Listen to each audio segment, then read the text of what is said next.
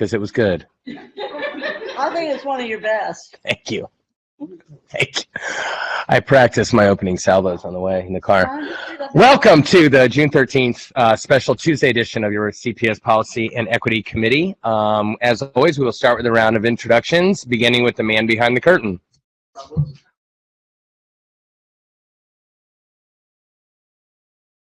Board member. Mike Morosky, board member. Hey, Fulton, board member. Dan Hoying, general counsel. Stephanie Scott, assistant general counsel. Madison White, intern. Emily Bell, ASME president. Thank you all so much for being here. A special shout out to Madison. I believe this is your first policy equity. Hope you enjoy it. If you have any questions, feel free to ask all three of us. Actually, I just realized this. All three of us were teachers.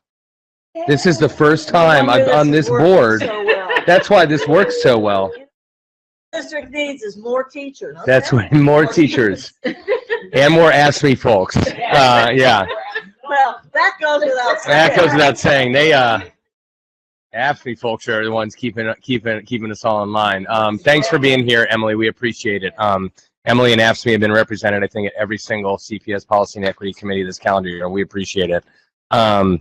All right, so our agenda is short and brief, but mighty. Short and brief. Yes, same thing. But either way, it's a mighty agenda. It's an important agenda. I didn't practice that one. I'm going off the cuff now, so who knows what will happen. We were tasked, this committee, for the 0 people watching, but just as a reminder, we were tasked with rewriting the bylaws or suggesting changes to the bylaws, and we're getting there, I believe. And our 2 agenda items today are actually the same agenda item. Committee member Bolton had some suggested changes and suggestions updates, so we'll begin there if you want. The only thing I would suggest, though, is we might go from what we did last time. Mm-hmm. And because I don't know if general counsel has the list of things that we knew we were going to send to the board and things, or the things that we had agreed to. I think you've already color coded what we'd agreed to. Yeah. I think this is with the new copy. But is there a list of what we were sending to the board? Because we didn't come up with a recommendation, the 2 of us. As far as a list, there's some topics that are noted within the policies that I think require further discussion of the board, or that the policy committee thinks requires some further discussion of the full board. Sounds good. So there's a couple ways we can just, and thank you so much for doing all this, Dan and Stephanie and the whole office. This is very, very helpful, and especially since I unfortunately had to miss the last meeting. Thank you all again for covering in my stead. It was unpleasant at best reason that I couldn't be here, but I really, really appreciate it. So there's 2 ways we can do this, and I'm going to ask committee member Bolton, since I know you had some change suggestions, that we could do what we did last time, and I know you all talked about this in the last meeting, and I've looked at everything and read the minutes and familiar with where we are, so we can just go line by line like we did and try to settle on a list of suggestions, or we can start with your new ones. It's up to you. Yeah, I think we got all the way through the bylaws before, so the only thing that is new or adding is whatever's in blue, and it's under my name, but these are a result of me meeting with both Ms. Davis and Ms. Bruckner about how board staff feels about things that have been confusing for them, or things that have been some conflictual. Yeah. So that's the Bolton thing. I'm happy to own all of it, but they and you say they're a lot of stuff too. You say they're in blue, or are they in red? In blue on the second sheet. They're in blue. Second. It's the next one. Oh, the next packet. Oh, my bad. Oh, okay. This. Yeah, I do. Yeah, well, let's go through those then first, if that works, and then for the red on these other ones, are these ones that we haven't settled on? Just curious. On the first packet, which does not have the blue comments from board member Bolton and staff, this is everything from the last policy committee. Okay. Much of it is in green. It's one step further than Actually, and I correct me, but I think Board Member Bolton, the notes in blue is actually, these are taken on one step previous. So Exactly. This is the more recent packet. So your copies. Correct. So Correct. we need to look at this one in the blue. Because we haven't addressed, I think, any of the comments Yep. in blue. We didn't Okay. get to that. Is that right? That's correct. And then there are, all right, well, we can go through the blue, but again, as we're going through it then, so we'll go through this copy. This makes more sense to me. And then we'll see where there are other copies. So the last one, this top one was the one from last time. So things, for example, I'm looking where it says things like, Council of Great City Schools, Moffett disagrees, May 16th, 23. These disagreements are reflected in this one as they're not here then. Is that right?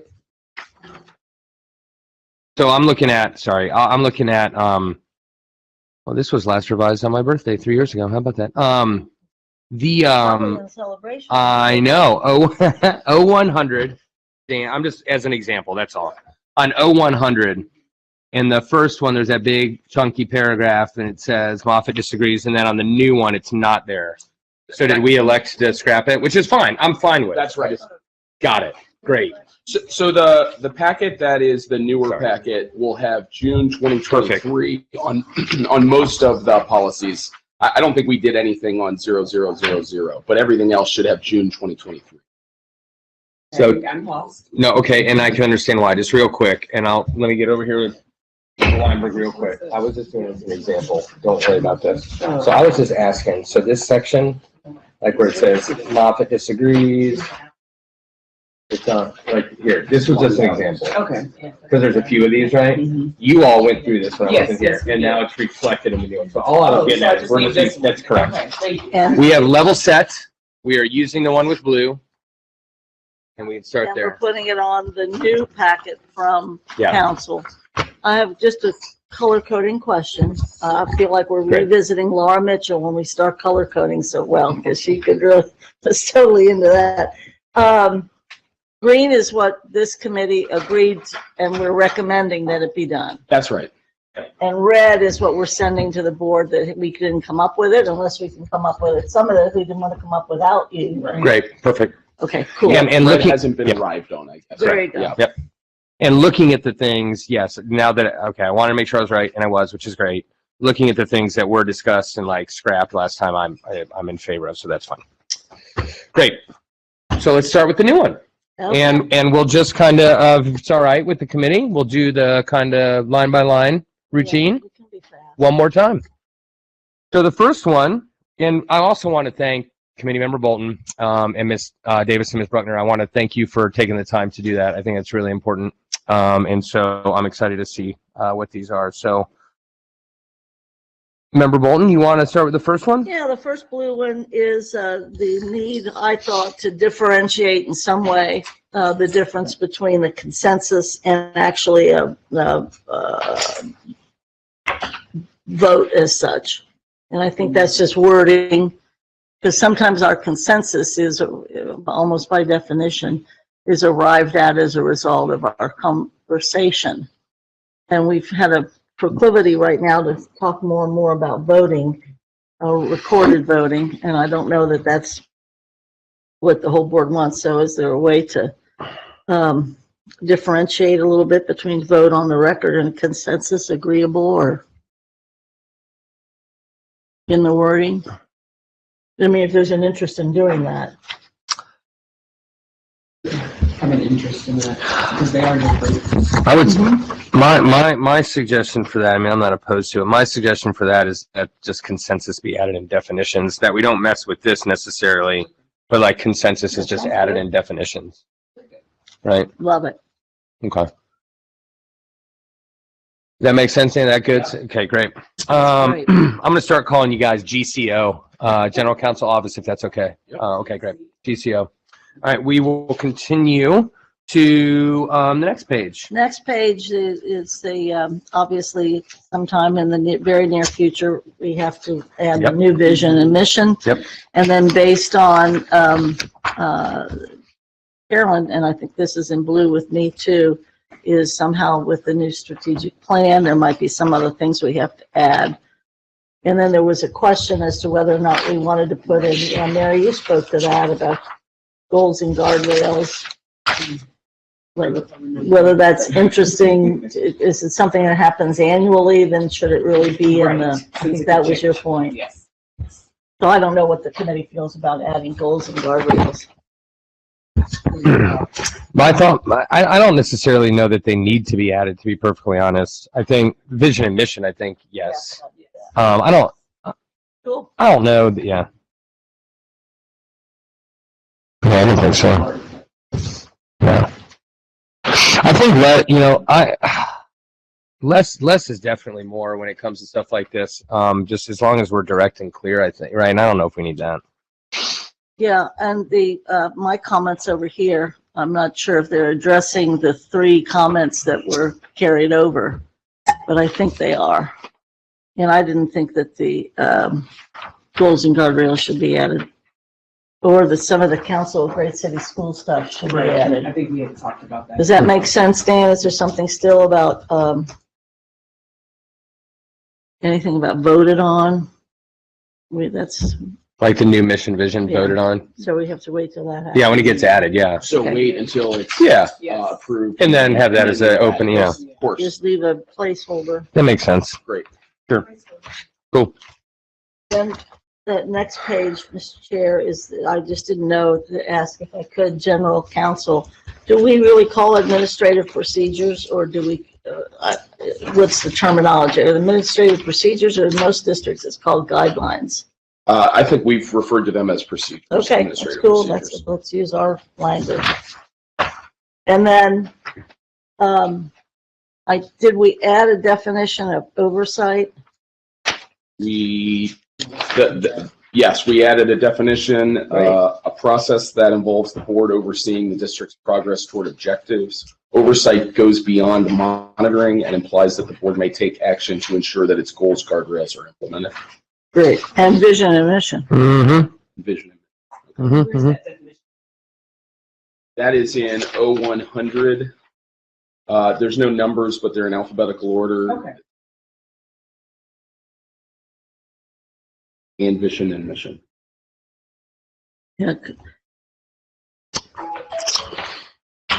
Then the admonition. Scrap it. So the reason I think the definition of oversight is in red is because we were asked to add a definition. I'm not sure we discussed what that definition would be. Well, So it sounds good. that's okay. Congratulations. Oh, thank you. We'll move that degree. Yeah. Yeah. I like it. Like color, like for when we have to rate our priorities. We should. Yeah, we can get to, yeah, next time. Okay, Next time. that's 4 years. 4 years from now. Yeah, next time. Yeah. I'll still be You know. policy chair. No one else wants to do. No, I'm just That's kidding. right. Okay. Just about admin. Scrap it. Well, it has something to do too with the censure. We had some discussion about, do you need admonition versus censure, or you need both of them? How Yeah, do bad you are need we both? gonna be? Is there a reason? So it goes to the next, we're jumping ahead again, Yeah. in 0110, I think it was board member Lindy, or board president Lindy had put a more robust definition of admonition and Yes. censure. And I thought the notes from the last policy committee were that we weren't interested necessarily in changing the definitions in 0100.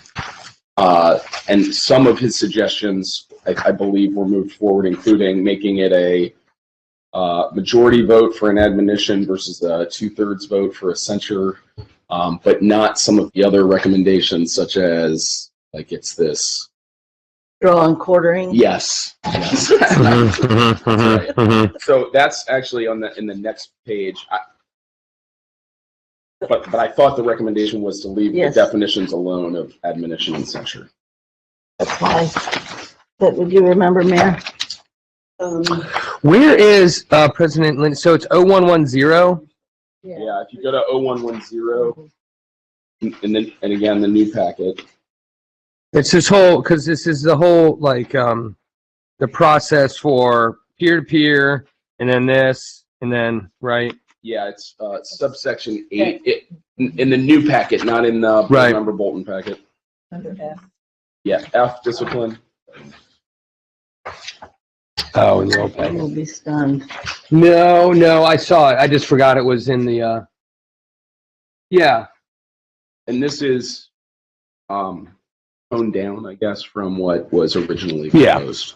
But do we need, I still don't, I don't, what's the difference between admonition and censure? So I mean, if you, an admonition would be a majority vote, it's a one-time kind of, so I got those. yeah, and then the censure is a 2/3, and it's a continuing sanction.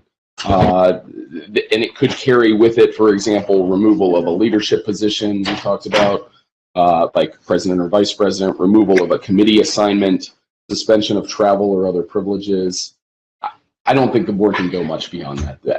We're elected officials, so that's about everything. So if those, if the additional language is not recommended, do we need to have admonition? You know, I'm asking, yeah, like if we don't have these two separate definitions, I think we should have something like if someone's totally out of line. That censure seems to be I like right. censure. But like, if we don't have these definitions, we don't need separate things for admonition and censure. So we could scrap admonition and just have censure, right? The only thing that's different is the vote. The amount. That's the amount. That's really the biggest difference. That's the big difference. Yeah, and I worry about a majority vote anyway, about being upset with someone. That could happen on any given day. I do too. I think the no, totally. I think the that's part of my problem. I think I don't really have a problem with the super majority 2/3 and you have some serious, there's a penalty. Like if you're way out of line, you know, we vote on something, you're out there trying to undermine what we've done and set things like, yeah, we should have the right to be like, you need to sit in your spot. Okay. So, but I don't, anyway, that's just me. I don't think we need admonition. I want to scrap it. I would say we could take the word away as well. I don't think we need it, but again, approach here. All right, well, let's scrap it. Is that all right, committee? Yes. And keep censure? All right, scrap. Goodbye. Got it. Thank you. Great. All right. Then the next one's assignment. It looks like there was any direct prompt for an action to be taken or for information to be shared in a formal document. Yeah, I think this goes back almost 2 years. The difference between an action item and an assignment or whatever. It would be neat, and it's sounding more and more like in previous years we didn't vote on assignments. We nodded our head, and if there's but now we're starting to vote. Is this a good assignment? Obviously, we need to, and I don't care one way or the other, but there's too much loosey-goosey about, We need to be consistent. yeah, assignment. I mean, Do we scrap assignments must be made in a public meeting? Is there a reason? I hope not, because I think they have to be, They have to be. Yeah, so we can add that back in, right? I believe. Any direct prompt for an action to be taken or for information to be shared. It's back in there. Any, Yeah, if you go to the new version, and this is again kind of summarizing what I thought we Sure. heard during the Yeah, man. last policy. Yeah, So yeah. a request from the board to the treasurer or superintendent to respond with a presentation or formal written response That's or in there. directing the administration to take action. Yeah. Assignments must be made. Yeah, And the old that's one. sort of contrasted with request for information, which we had as any question, clarifying inquiry or request for data or documents from an individual board member to the superintendent or treasurer that does not require a formal response. Superintendent or treasurer shall respond within a reasonable period of time so the board can use this information as decision-making. Superintendent or treasurer will include all board members in the response. If the information or data requested is not readily available, the superintendent or treasurer may request the board member to restate the request as an assignment during the next successive board meeting. And I think there's that issue between assignment and whatever, but that request for information, there are gradations of that. There is one, because a request for information should be written and it's formal. Now, calling the superintendent and asking a question. And so I just kind of called something an FYI somewhere in here, as that there's a difference. I would hate to think that formalizing the informal request, because things can be said on a telephone to individual, and it's just a way to divide the board, and the board dividing itself. The more we all know about the most stuff, better the unity. So I don't know how to, if somebody has a suggestion, I just did the FYI piece, because I do think it's the information, and there was also that time limit, or if you, I think if it takes more than 15 minutes, don't ask, and of course that's ridiculous. So, because most information is probably going to take a little bit longer. We don't want to make it crazy, and we do, and I apologize if I'm a part of that, but. And I think on that, I brought up the discussion of just making sure that if it was a request to the superintendent, that she at least acknowledged the receipt. Yes, and I think we wanted to add that for sure. And then what it would take to get back to you. I also think somewhere in our bylaws too, both assignments and maybe formal requests for information, that log, I hate to say this to Ms. Davis, but I think that log also needs to find a home in the board office rather than the superintendent's office, or that has to be shared weekly. I agree with that. Let's nail this stuff down, and then I think once we do that, because I think process-wise that makes sense that reside, or it either reside in our office or co-reside. I don't know. But just real quick then for me, so the assignment, I think I'm confused again. Yeah, it's no, it's not your fault, man. It's not y'all. So the one you have in your hand. this is Yes. not the blue one. The one with the blue is easy. It's not the most recent. This is the most. I have to use. Got it. All right, we're good. All right, we're fine. And then this is fine. Great. I'm not confused anymore. Great. So assignment. Yes, I think that's why I was saying, hey, why was that removed? I like the definition for assignment, I will say. And then the definition for request for information, I also like, and I don't know, here, my hang up is I'm stuck somewhere between having, just leaving it like this, which I'm fine with actually in policy, and having some sort of time limit. I don't know if 15 minutes, I'm not into necessarily that 15 minutes or half hour, maybe it's not even a time limit. But just to your point, so we don't take up too much time. And I don't know if that's in the policy or if that's like some kind of procedure that they develop without it, because I like the definition. And I like the, confirmation of receipt, and I like that we have access to the thing in our office. I don't think we should put it in the bylaws. If you can't do it in 15 minutes, then don't do it. And then we have to vote. I'm not into that. But am I making sense? Like, I don't know how to. The old language, if I might, the old language talked about that the superintendent and treasurer, can evaluate, first of all, who answers whatever. And they can also evaluate if this is so time consuming. That's why if it's time consuming, they have more time to respond. And then I don't think it used to be in there, but somebody that should show good judgment. And that's why requests for information, because you're patrolling yourselves. Like if I keep asking for something that's voluminous, sooner or later my board members and colleagues are going to say, and they do, you're being bad or whatever. I don't know how to handle it. That's why we pay these two people this incredible amount of money. It's unbelievable. It's just so phenomenal. Yeah. So it says the superintendent or treasurer shall respond within a reasonable period of time. Correct. So what are we determining? Right. Reasonable period of time, excuse me, can be different for the treasurer. And it can be different based on what's that. Yeah. So They put in there that they respond within the 24 hours of our request to say how they're going to respond back. I think something like that needs to exist. I just don't know if it exists in the bylaw.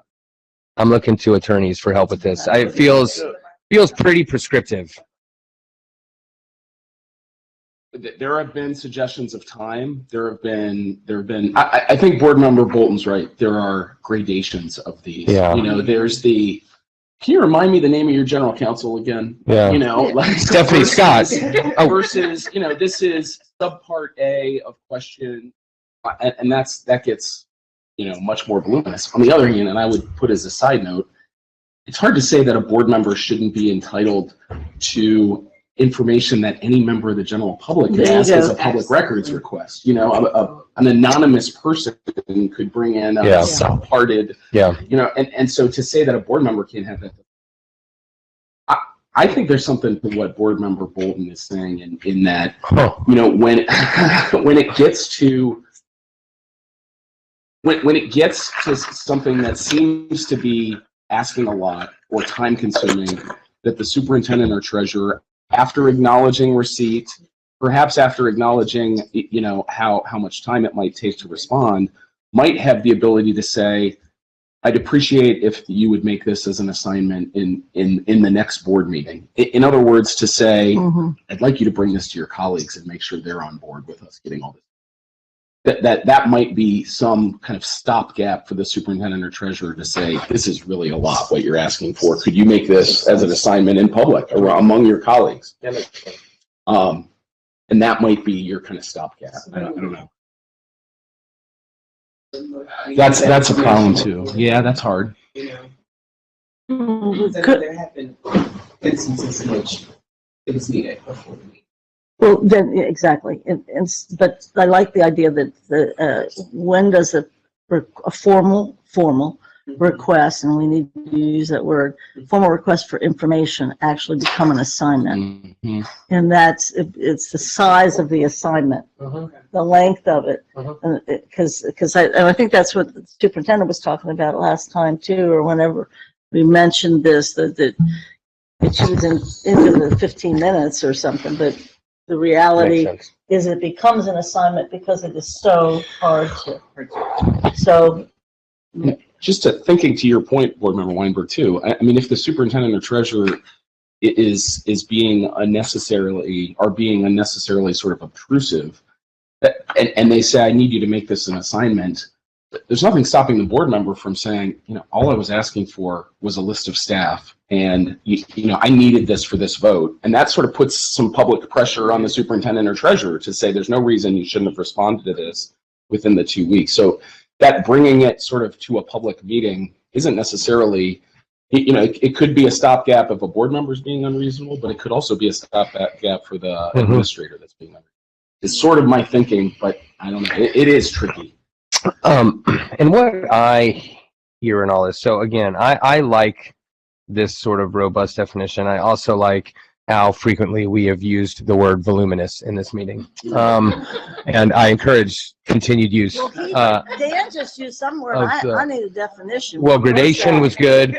Gradation. I did the gradation. You said gradation. That's been said twice as well. Still looking over there for something you said. Yeah. What was that word? This is and I am too.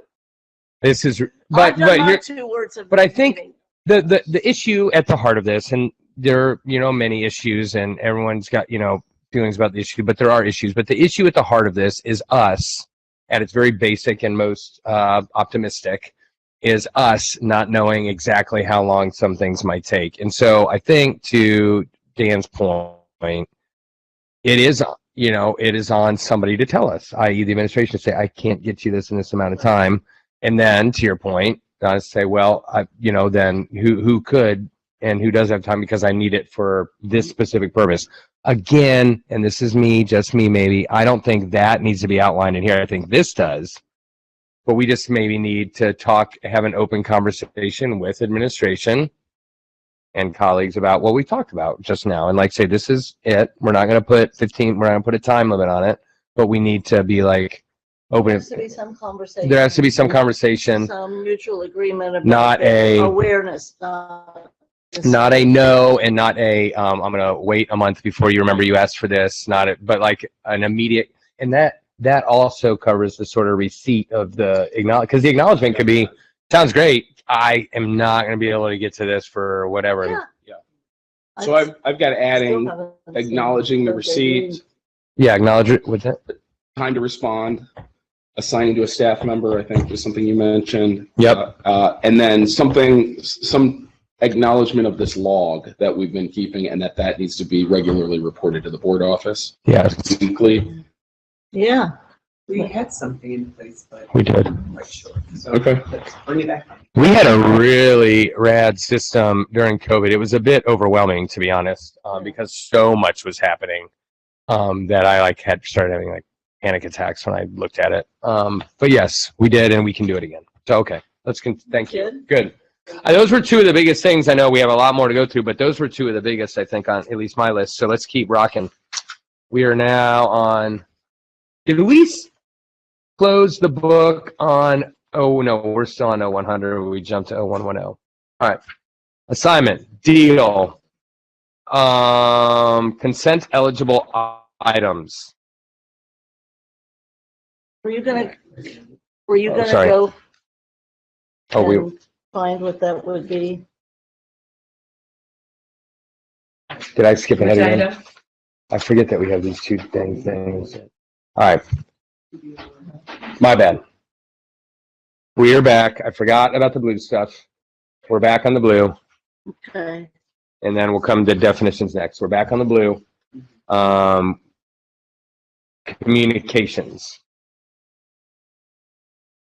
It looks, In definitions. Good Lord. I'm sorry. We are still on definitions. Whew. we'll be okay. And there's communication is a new one. And I'll turn it over to Ms. Bolton. Yeah, I think we just talked a little bit about this, the assignments made by full board in business meeting, action item made by committees and approved through committee report minutes. These are arguments or whatever, I think. And then no assignment or action items may be made in executive session. So requests for information must be made in writing, and copy to the full board can only be made to direct reports of the board. And by one board, FYI, that's that FYI thing. It would be made by one board member. Informal request for update can be verbal. Because that's what happens. And it's not really a request for information. But it's done not in public, and that's why you have to actually avoid it, but you do need a quick turnaround, or I don't know how to do that. See, that's the problem, is it's really illegal. Well, I don't know. No, you're fine. I'm not, I don't know if it's illegal. Like if I want to call a student and say, what time's the cookout? Right? Or that's what I read when I see. Don't make an email about it because it got after us, but I can't calendar. You know, what are you gonna say, Dan?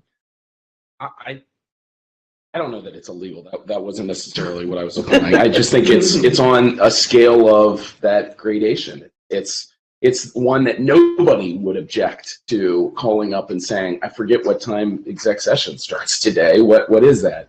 I text Phyllis at every meeting. Yeah, but then, it's when, and I have 16 subparts to that, and the board member says, FYI, it's really difficult. I Do we need have it? enough notes from our conversation to be able to, again, kind of add to that and contribute to the board discussion about it. Yeah, that's All right, I'm into it. Compulsory school age? Is Why do there we need changes to that? that? That does not. okay. Let's get It's rid of that. elsewhere. Great. Go ahead. Compulsory school age, and then we are on consent eligible items. No, we're still on the. Well, no, because I'm going alphabetical. and there's nothing before. Oh, okay. Yeah, it's after compulsory school age to consent eligible item. This was from Council of Great City Schools. Matters on the board agenda that include but are not limited to personnel, actions, consent, blah, blah. I'm not going to read, but everyone can see it. This is public.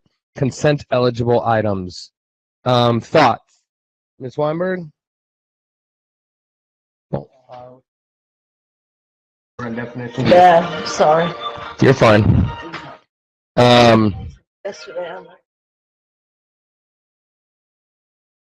See, and here I just got rid of admonition, and I could have admonished Board Member Bolton for her cell phone going off, and I don't want to censure her, and I got rid of the word. I'm never turning It's a my phone shame. off again after yesterday. Yeah. I'll drive that Oh my gosh, yeah. So consent eligible items. Ms. Bolton, while Ms. Weinberg checks it out, opinions? I think we do need a agenda, but this board has to decide what it is, so that needs to be discussed. Because it can't be, as has been proposed, it's the treasurer report all the time and the superintendent's recommendations, unless the ones you want to pull, and then that's going to create even more dialogue and more stuff happening in secret rather than, so we'd have to kind of decide. You'd almost have to reorganize our agenda and our meetings in order to have a consent, but I think we should have. It's just that the way we do business right now, it's almost impossible to have a consent agenda. So we'll leave this for discussion. Yes, I would agree.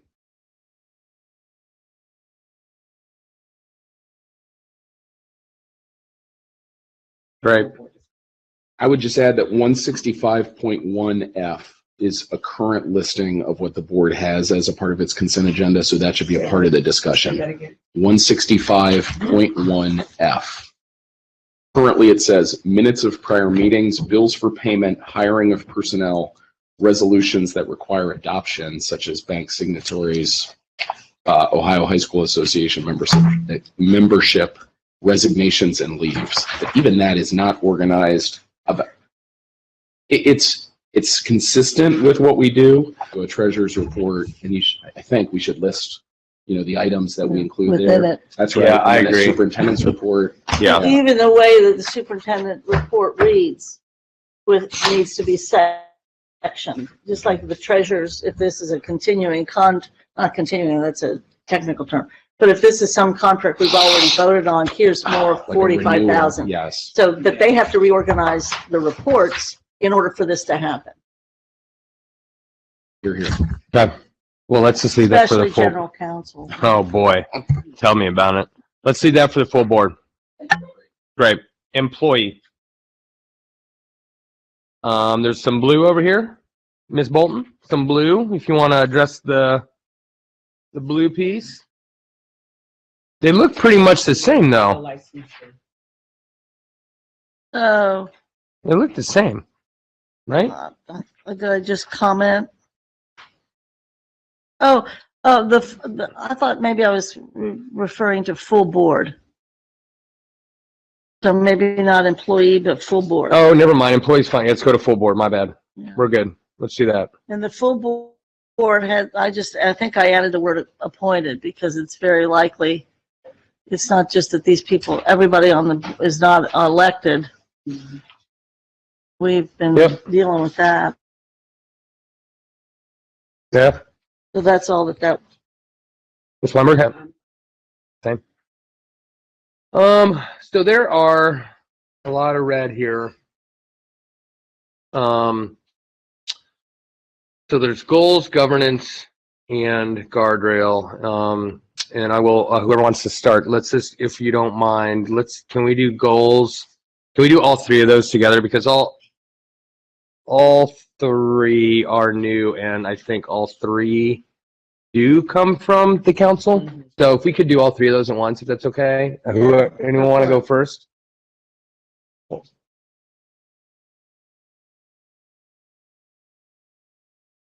I'll go first. I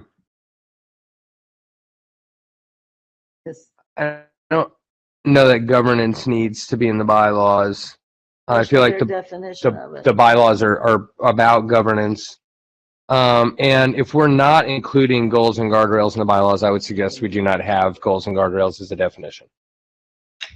And we're recommending not. Now, people, when we recommend this, the board could say, you guys are crazy, but we were just recommended not to have those, so I don't think we need the definition. And that we not have. Okay, that was easy. And I just wanted to read over them again. I would agree that since we're not having them, we should take them out. Actually, all three. So, we should take all three out. Great, easy peasy. Good job, team. Meeting. Ms. Bolton, there's some blue for meeting. I feel like everybody knows how we're. A definition of, because there's always, and this is a staff thing. I won't call on Ms. Davis, but this was a discussion among us as to what's a business meeting, full board or special. And just if general counsel can make sure that there's a definition of what those each are based upon whatever is accepted by OSBA. It's not just OSBA, but the Ohio Open Meetings Act. So business meeting looks fine. Special public, the only thing I'd add there is that it requires purpose to be included in the notice, and that the meeting must not deviate from that purpose. So again, that's really important. It's really important. It is. So that the idea is that everybody knows when your business meetings are, your general meetings. They've been on the calendar since the beginning of the year. You can bring up whatever you want at those meetings because everybody knew when they were scheduled. A special public meeting, which was not on that calendar, you have to include enough in the notice so that the public knows what's going to be discussed. If you say, we're going to discuss purchasing this building, and somebody says, I'm not interested in that, I don't need to go to the meeting, you can't bring up during the meeting, and we're just going to discuss replacing the general counsel, because my family would have been at that meeting to come out and support. Right, so that's the idea. Is a special public meeting, which isn't a part of the regular calendar, absolutely has to have the purpose, and then has to stay within that. So, with your permission, I'd add some language related to that because it is really important. I think it's important. I think it's important to delineate the meetings. We have such a voluminous amount. Yeah, more than anybody else on earth. Third time. I'm trying to use the word voluminous as often as possible. Gradation is already at 3, so I had to tie the game. No, Dan, I think that's great. And we can move on from that unless colleagues. I think they all need to be included. The only other thing I'd add on the executive session, which is in the last one, instead of saying not open to the public, I might say something like business will not be conducted in public. Technically, you have to open the executive session meeting in public, take your vote to say, and then close the door. And then close the door. And then close the door. Yeah. Right? So I just wouldn't want to confuse that to say that piece is public. Great.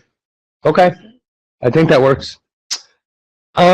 Okay, so now most senior board member, no changes. Oversight is over here, and this is new. The process that involves the board overseeing the district's progress toward objectives. Oversight goes beyond monitoring and implies that the board may take action to ensure that its goals, guardrails are implemented. And our superintendent is here. For those walking home, thank you for being here, Superintendent Wright. And I'm sure you know now, but we're on definitions. And we're just kind of going to go line by line. Once we get through this, I think we're going to smoke through a little faster than we have been, but this has been really great. So oversight, comments from colleagues. No, I will go back to that. I apologize. Thank you, by the way.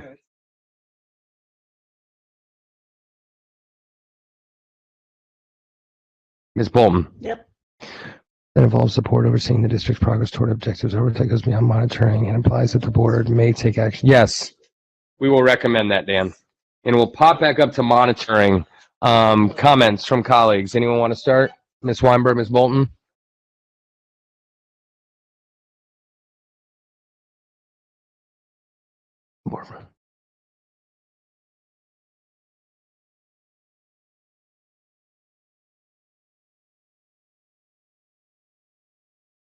Function for monitoring. That includes the board receiving monitoring reports on the timeline indicated by the monitoring calendar, discussing them and choosing to not accept. I just my only problem with it, and I don't have any issue with monitoring. Again, I don't want to repeat the exact same thing, but we change. I don't know if we don't have the goals and guardrails explicitly in here, and I don't know what a monitoring calendar is, and maybe that's my fault, but I don't think I have one, so I don't really know. I don't know like what the timeline indicated by the monitoring calendar even means. So I'm want to say get rid of it unless we change the definition. Okay. All right. Great.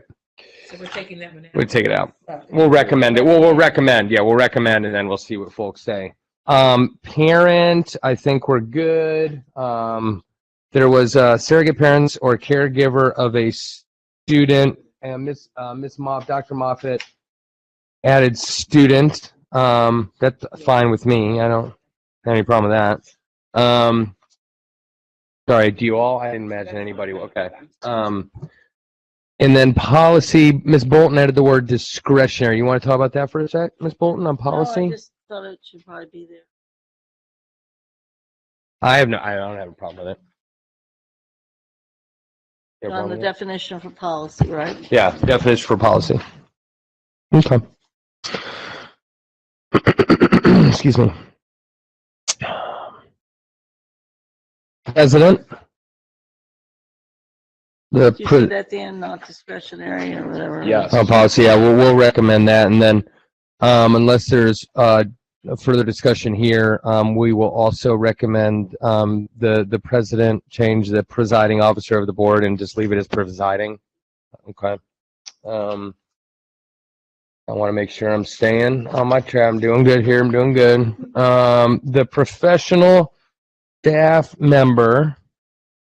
Outcome and outputs. So let's just take all those together. Anyone want to start? The recommending to get rid of them. Are there any dissents?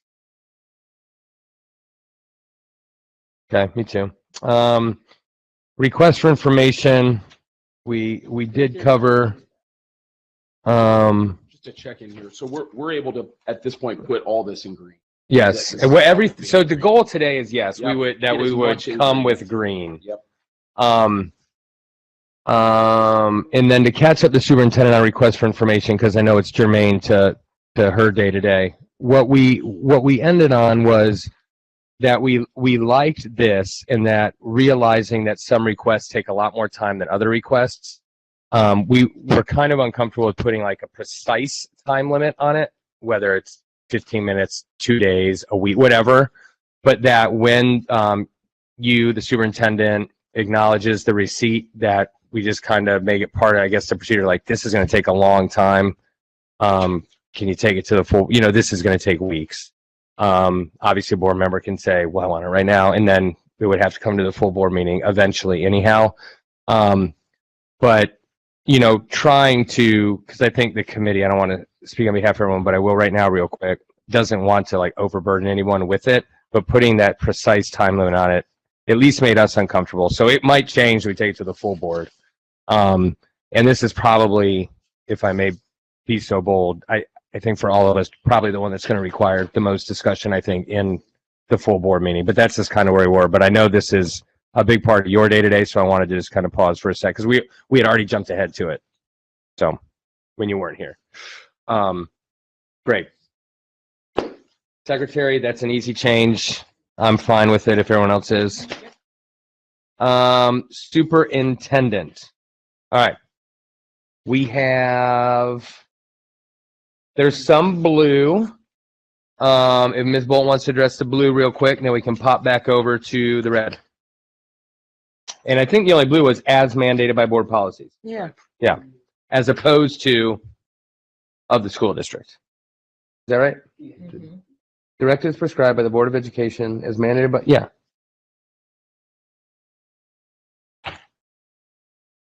All right, I would just add, go for it. Mr. Hoying, and to carry out duties and directives prescribed by the Board of Education, remove the comma and include the word and.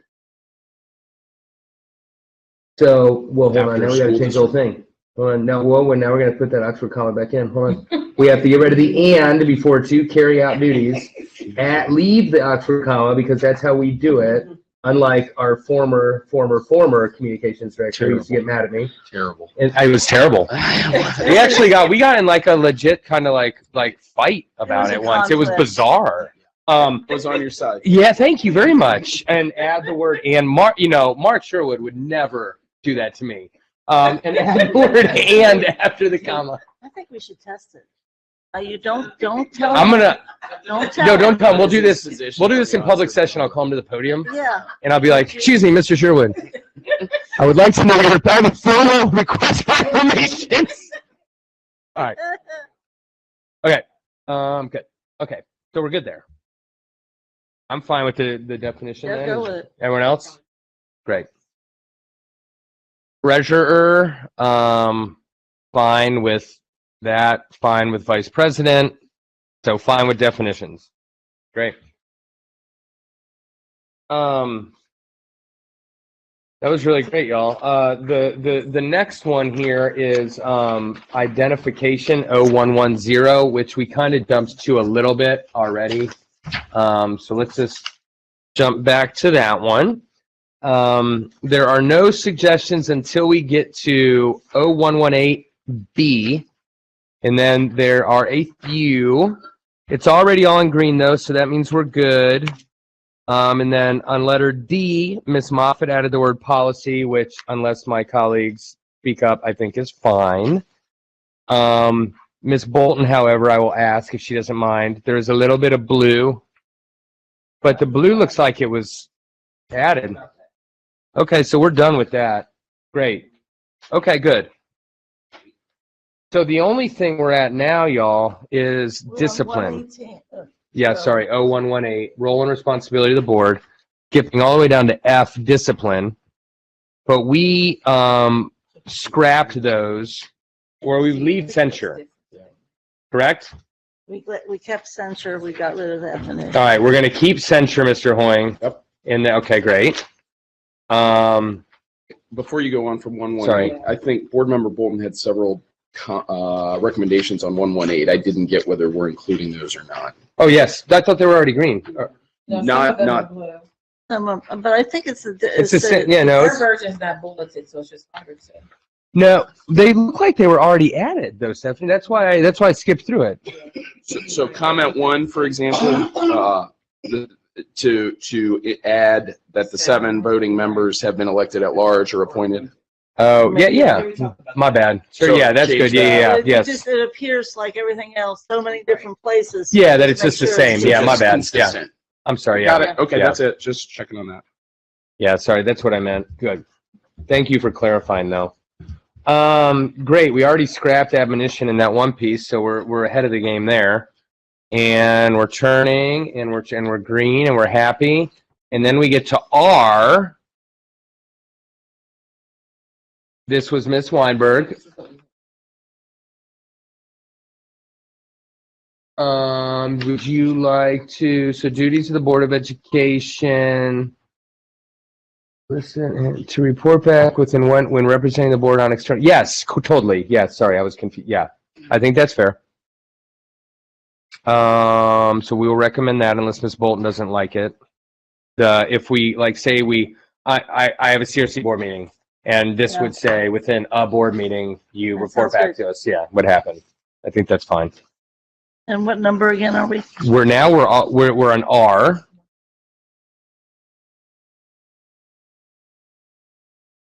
Yeah, you're on the blue one. If you get the other one, It'll be good. yeah, the other one. Okay. And then there's a little red. It's a Bolton Weinberg. It's 24, 48 hours. Superintendent and our treasurer will determine the appropriate step to follow up and ensure a timely response, confirming upon receipt, 24 to 48 hours. And that's for receipt, not for the Assignment. actual assignment.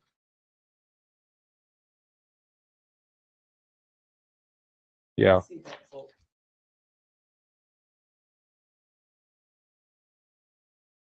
No. Yes. Let's do this real quick, though. Yes, and then hop back. Yes, you're correct.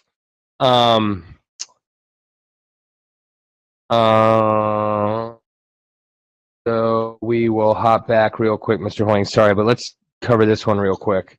This is the receipt. So this is like an email saying, got it, And that's what I was talking And that's all, yeah, got it.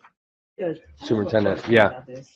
Because this shows for administrative assignments. So if assignments are done in the board meeting. Mm-hmm. So would there would be a receipt for there wouldn't be an ask for an administrative assignment in an email that there's a response to.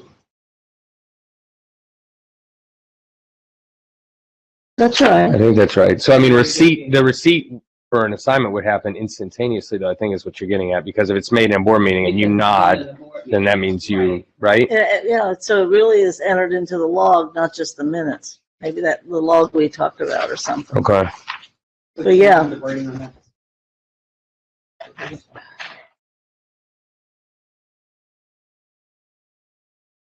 What do we need? I guess the question is if you need the confirming for assignments, because the assignments are happening public. For request for information, if you want a response back within 48 hours that That's says got your email or whatever, You got it. that's different. But so we could scrap this When it's talking about assignments. when it's talking about assignments, and then if and when the request for information appears anywhere again throughout this, adding in a confirming within 24 to 48 hours.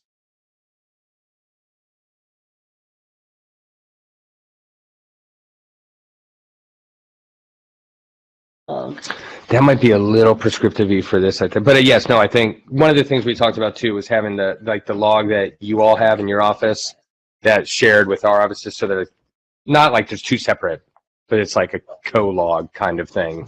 There you go then. Then perfect. Wonderful. We just need to. I don't think so. But The log needs to be, a log needs to be shared. Yeah. I mean, that's the confusion. Is that, there's some confusion okay. there from staff. Okay. Clarification on that. Do you, I mean, if you all think it should, that reference that It's should a be, shared log. okay, so board staff will correspond with the superintendent, staff will follow up, and both offices will share a log of confirmed assignments or whatever, something like that. If that, however Dan and Stephanie want to word it, make it sound better, but just kind of some reference to that shared log that our offices have for assignments. So then are we still keep?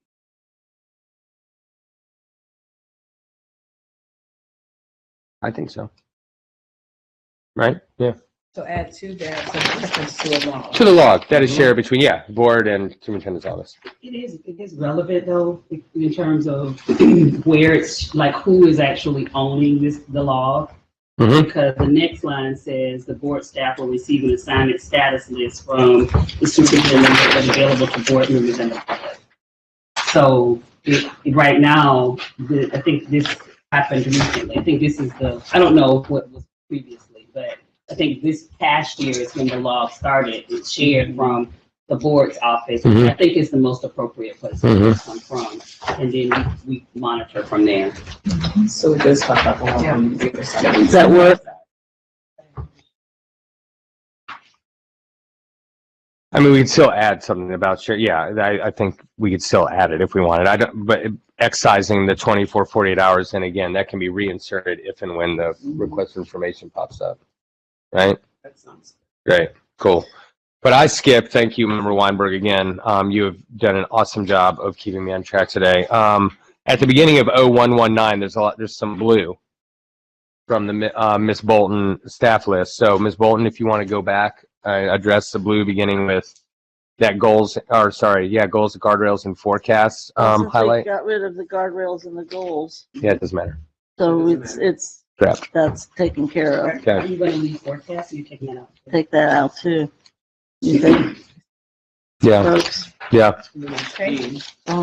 Okay. Then G, I think that was a change of title. Easy.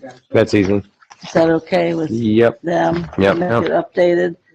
And then that appears again a little bit later. So these are all kind of easy things. Yep. And then I did the N to adopt curriculum. Adding that or changing that? She's adding, because there's already an N. There's an N on the back, so it would actually be not to split hairs, it would be you. Or we would have all the way to you. I mean, I think it should be in there. I think, yes, it should be Does in that there. work for them? But we just, yeah, to adopt district curriculum, but yeah, it wouldn't be N. Get that? And then T is a big blue highlight. And that's about committees. I don't know what y'all think about that.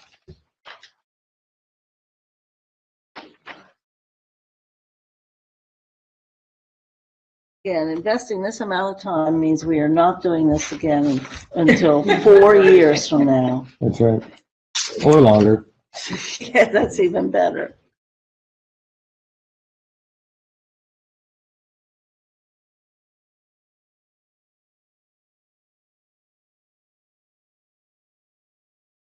Yeah, Yes, see, because it goes back.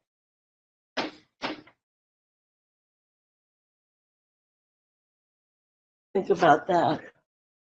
I mean, changes, anybody? So Or the worries? God, Carolyn's gonna hate that second paragraph. It's almost worth it. I'm only laughing because I love her. It'll be, yeah, she's gonna roll her eyes might get stuck in the back of her head. You're gonna have to go shake them out. I like the first and last paragraph, and I like a whole lot of elements of the middle paragraph. And the only thing I don't like about it, honestly, I like the heart of it. I like the meat of it. Probably because it was the assumption under which I was operating for many, many years. Yeah. And I don't think I was the only one. I would just work on maybe the wording somehow. I don't necessarily, yeah, that's all. The heart of it, essentially, to wit, is saying when action items, which are defined earlier in the bylaws, are included in the board minutes, and the board minutes are then approved by the Board of Education, then those action items become real. That's essentially what that says. And that, again, was the assumption I was operating under for many years. And I do think is a sound, it's similar, it's not similar, but in some ways in my head, like a consent agenda, like we've talked about this, we've done it. If y'all don't like it, then scrap it from the minutes, or we can take it out and send it back to committee, which has happened. And I do think, in fairness, though, Carolyn was the one 2 years or so ago made when she was president, I think she made the differentiation between an assignment and an action item.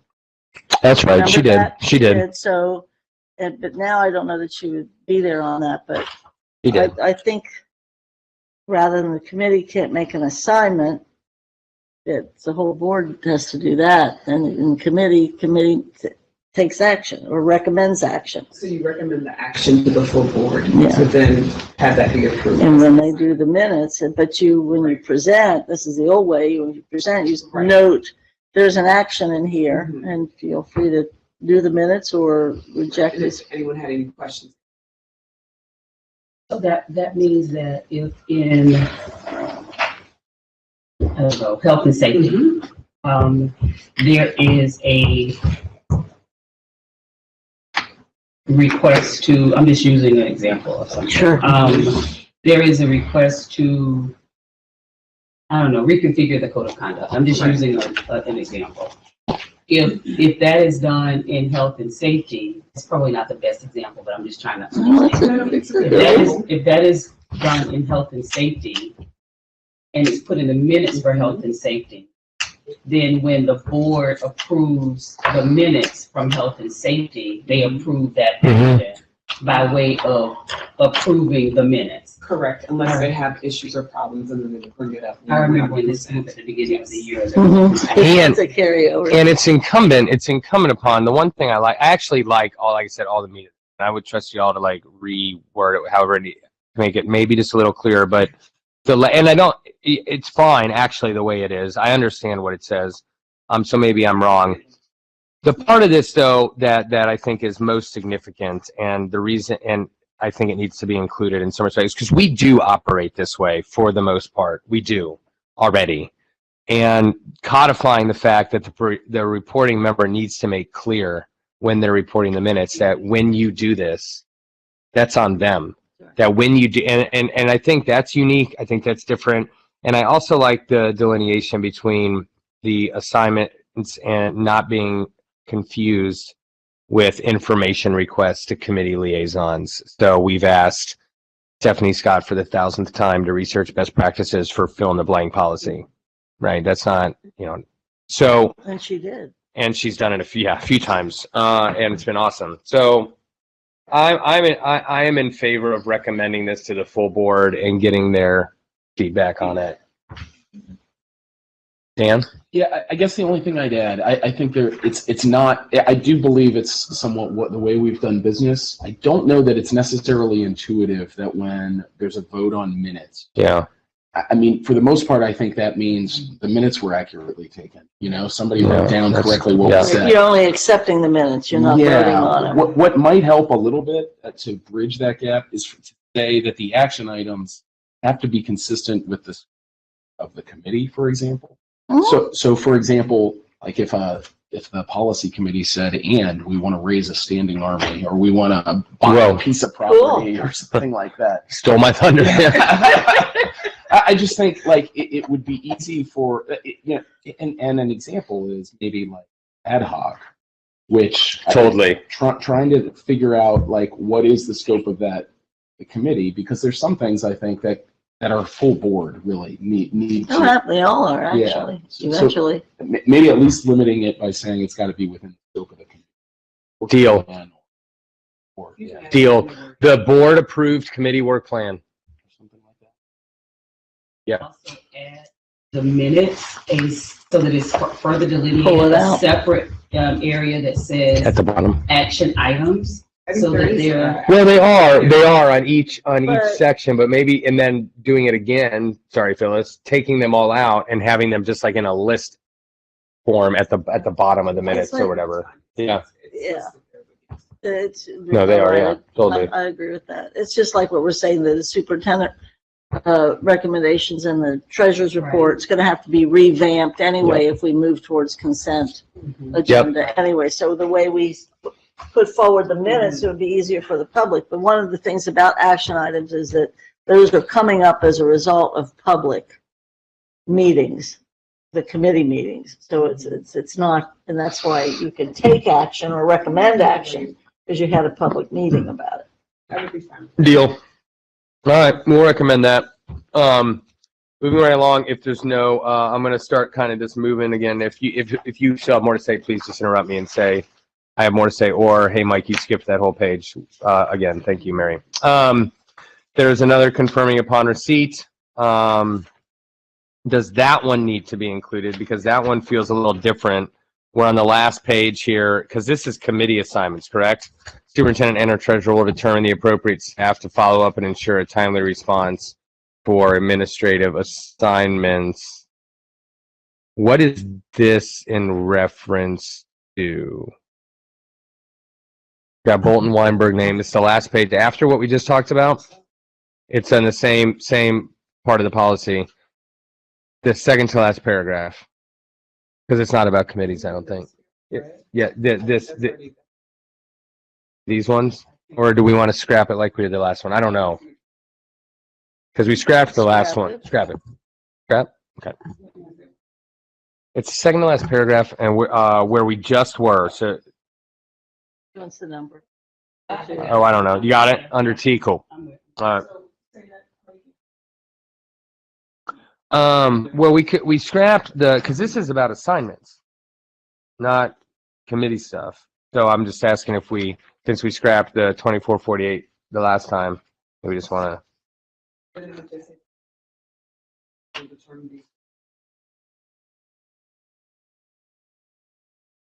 Yeah, because it's basically the same. It's the same.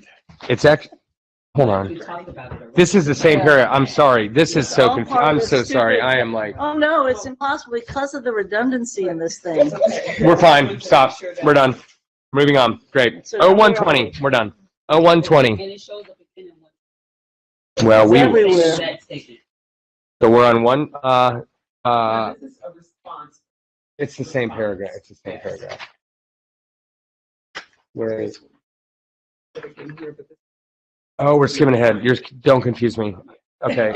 Yeah, no, we'll get to. Yeah. Oh my God. Oh, dear. Yes, I got you. We're on B. Thank you, Mary. All right, Mary, you kick it off. So B, letter B. What do you want to keep this one? I personally would like to keep that.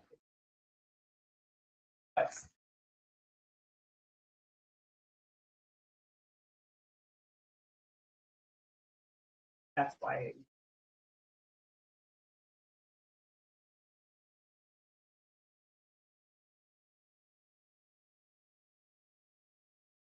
Confirmation of receipt. This one is saying get it done in 24/48 if possible. Yeah, let's see that. Well, we could say that. All right, cool. We- But but response and acknowledge a receipt are definitely not the same thing, right? Yeah. I would be comfortable if it said acknowledge of receipt within 24/48 hours. Okay, cool. Great. Period. Period. So that might be a different letter. So we'll add a letter and then keep B the same, but scrap within 24/48. I'll repeat. So letter A is letter A. Letter B becomes acknowledge a receipt within 24/48 hours, and letter C becomes what B currently is without that 24/48. GCO. Does that make sense? GCO is what I call general counsel office now. It's new. It's a new thing. It is. You're trying to get it going. You down with GCO? Yeah, you know me. And just for clarity, and just because I think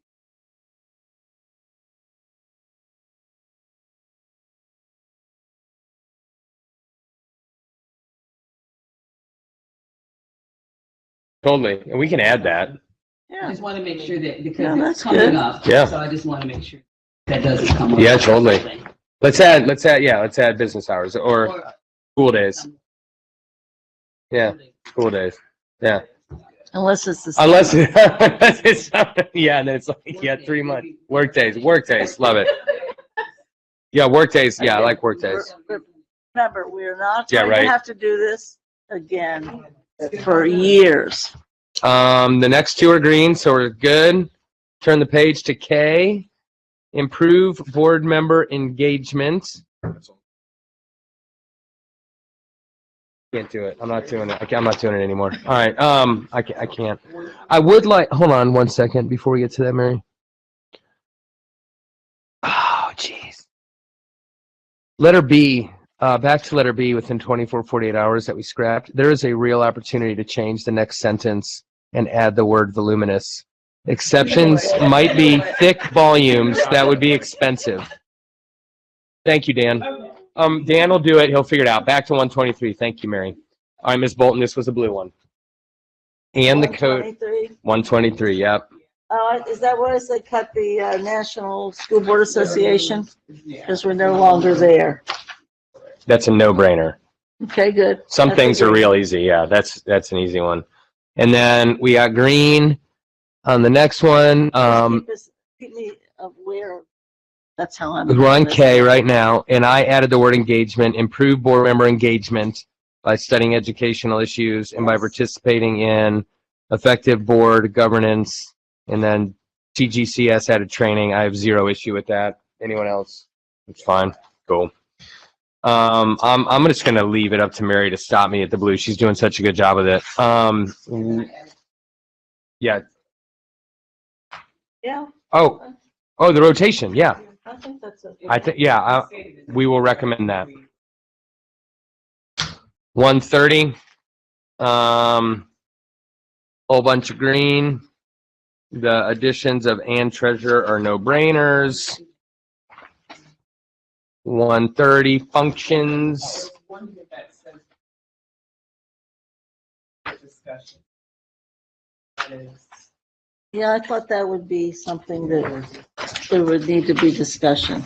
I'm right above 133, so that paragraph. Yes, superintendent shall, Sure. that was that little dust up we had, They did it. and it got fixed, right? Yeah, it did. It's So in is green. this the right language for what the fix was?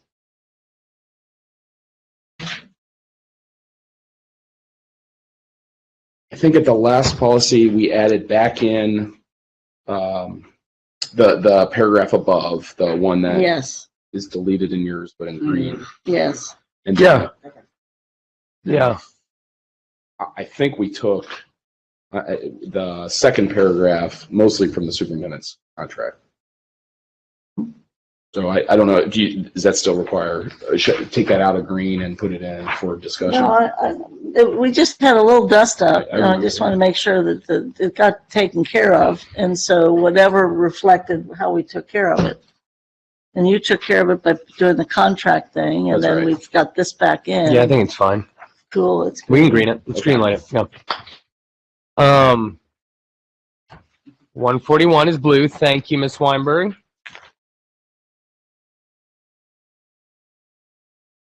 Oh yeah, elected or Again, yeah, just redundancy and making sure. elected at everything's large. Yep. And then there is not a whole heck of a lot going on here. We have the we have the already the green and then the website. That's fine. I agree with Carolyn. Yep. There is a blue before 143. Bolton, does this include executive sessions? It says new board members shall be invited to attend all meetings of the board. Well, they have. So. Well, what they have or they haven't, does it include executive session? Because they Yeah. have not always been Yeah. invited to executive session. You were. I was. So was Ben. Yeah, they were, because when we were doing all the It was a superintendent search. mistake, I know, but no, no, I just know that I just think that they should be. But of course, some of them are not yet members, obviously. And I guess the And question, that's the question is that covered by the revised code? Doesn't have any. So it's the discretion of the board if to include. We I can was decide. included We back can in decide. '08. I was too. But the issue though is you're not yet a member. Right, but. So new board members shall be invited to attend all meetings of the board at the board's discretion until sworn in, or or are we not able to fudge that? 3315 says that the service fund may be used for training for members to be. That's all it says. So it is misleading, I believe, to Yes. have a revised code section follow that sentence. Scrap it. Okay.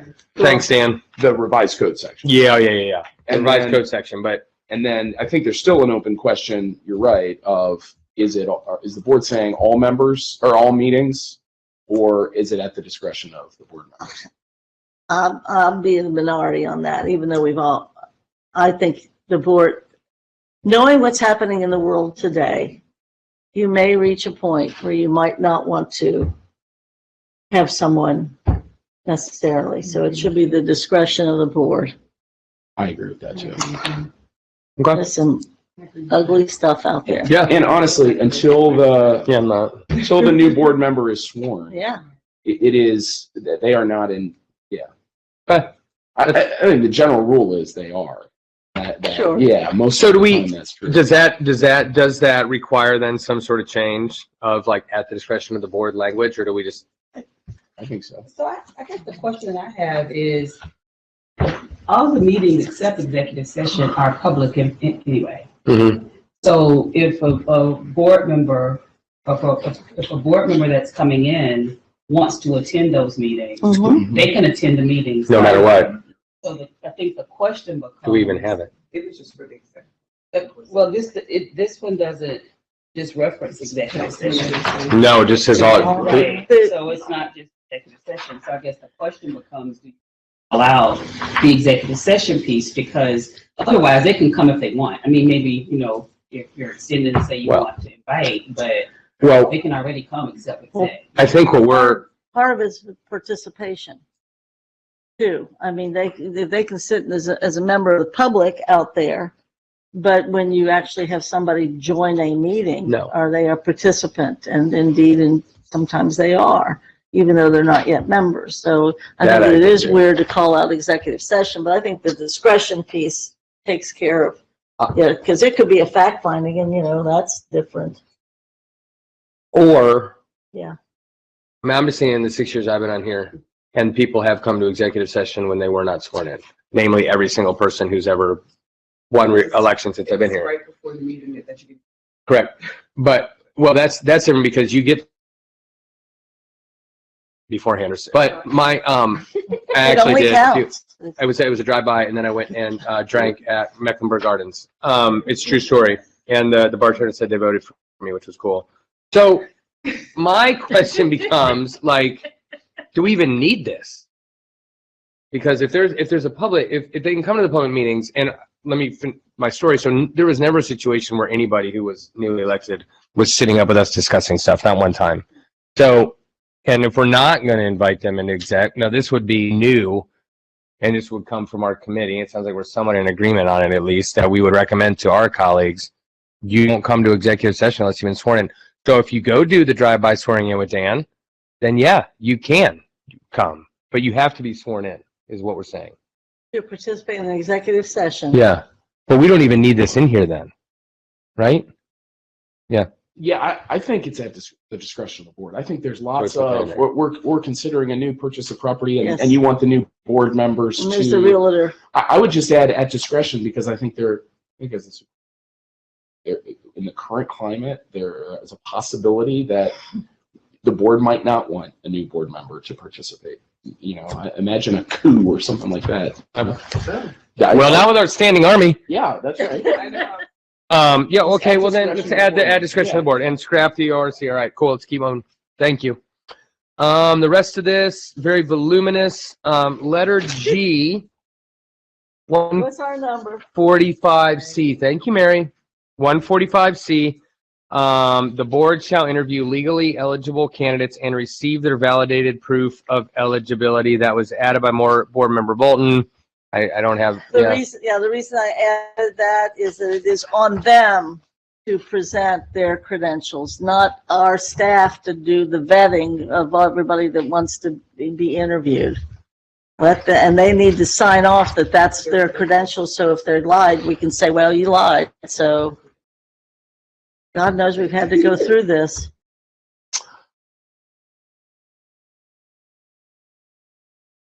Well, that they're registered voters. And I think there's some who can be on a school board. There's 2 or 3 things. We got, Age, all that stuff. they have to live. FDS, exactly. okay, great. Yeah, we just learned a little bit, didn't we, Mary? I think we knew that. Yeah. Letter G, board member Craig suggested to add clarity to reimbursable board member expenses. Was applauded by policy committee. Hoying's draft language was roundly rejected by the committee. That was a couple meetings ago. Fun. So over here we have letter G regarding expenses for the board. And I will defer to my colleagues for commentary first.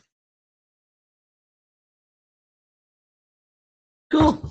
All right, great. We're good. We'll recommend it, Dan. There's a 148 is green, so we're good. And then the added language does not make decisions that look to represent full board without discussing with the board. Agreed. This committee agrees. But then there's blue On 148. on 148.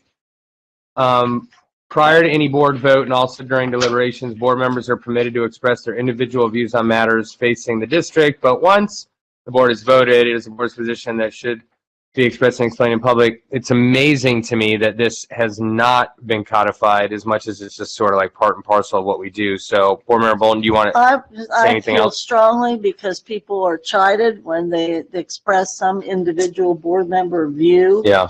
even on policy or on something about the district. And it's, the 7 board members are not supposed to necessarily be silent until, or whatever. Everybody has opinions. Everybody can say, oh, well, this board member, blah, blah, but we've not put this in writing. But once the board vote has happened, everybody agrees. That's the whole concept. What happens when that doesn't?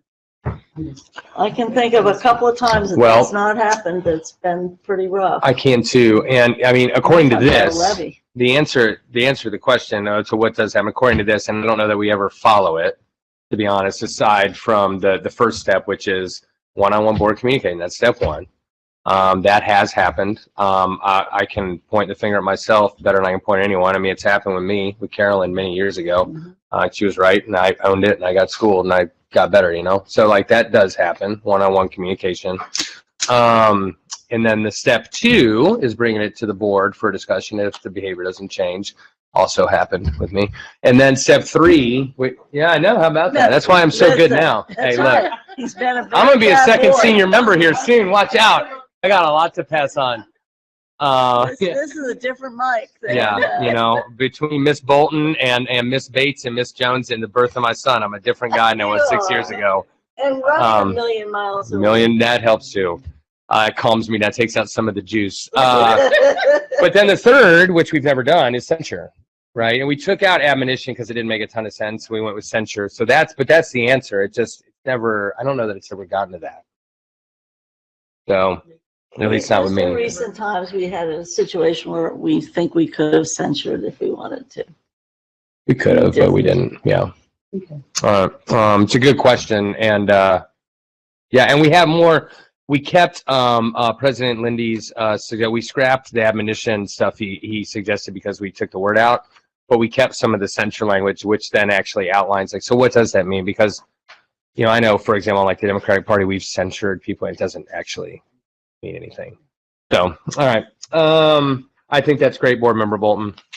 And the other one's green, so we're done with that one. Yeah. This is not in here yet. This is all new. Okay, and then this. So it's under 148. And there's one more, Ms. Weinberg. You got to screw up again? Oh my goodness, I It's did. communications again. All right, go ahead, Ms. Bolton. I think we've dealt with it in part.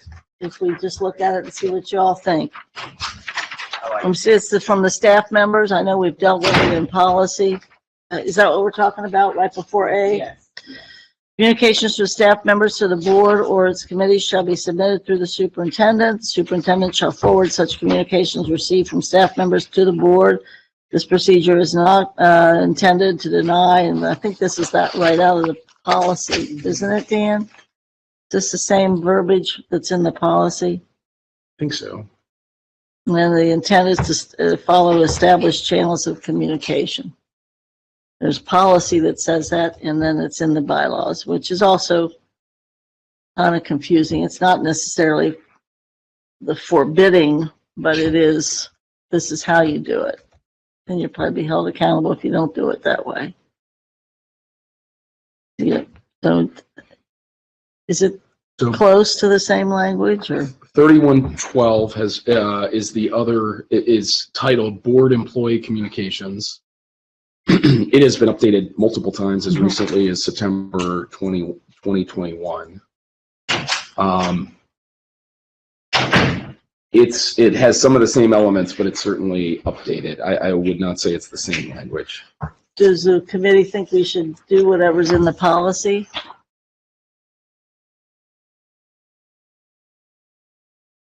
Meaning, sorry.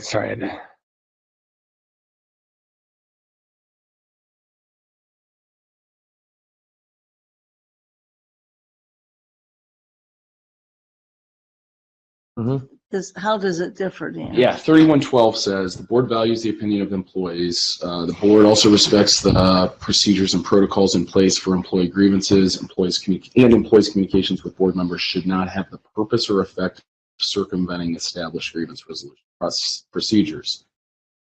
Individual board members reserve the right to obtain information affecting the board's decision from any source, including from employees. Given the board's role to represent the community, the superintendent is generally responsible for keeping the board informed of all matters affecting the district, and the board is responsible to keep the superintendent informed of community input on matters affecting the district. Policy does not prevent an employee from exercising the employee's First Amendment rights, nor does it prevent an employee from elevating an issue consistent with the whistleblower policy. Individual board members are not authorized to act on behalf of the board unless in open public session and when such authority. Board members and employees should not discuss individual personalities, personal concerns, or other complaints. All matters should be addressed in accordance with the procedures established in board policy. Kind of a hodgepodge, I would say. A bunch of 3 years. Yeah, that's right. I have a question. Mm-hmm. From Board Member Bolton. So with what you were suggesting here on the communication from staff members to the board or its committee, what I'm hearing is a little different than what Yes, that's, because that policy that we've worked on is so recent and different, whatever, is different than this. But the difference is whether or not a board member can reach out to the staff. Right, and what I'm reading from And what. this one is, I don't know that this says that we are allowed to. Says individual board members reserve the right to obtain information affecting the board's decisions from any source, including from employees. And that's what's in policy. That's in 3112, which is also titled Board Employee Communications. We just did that. Yeah, and we did.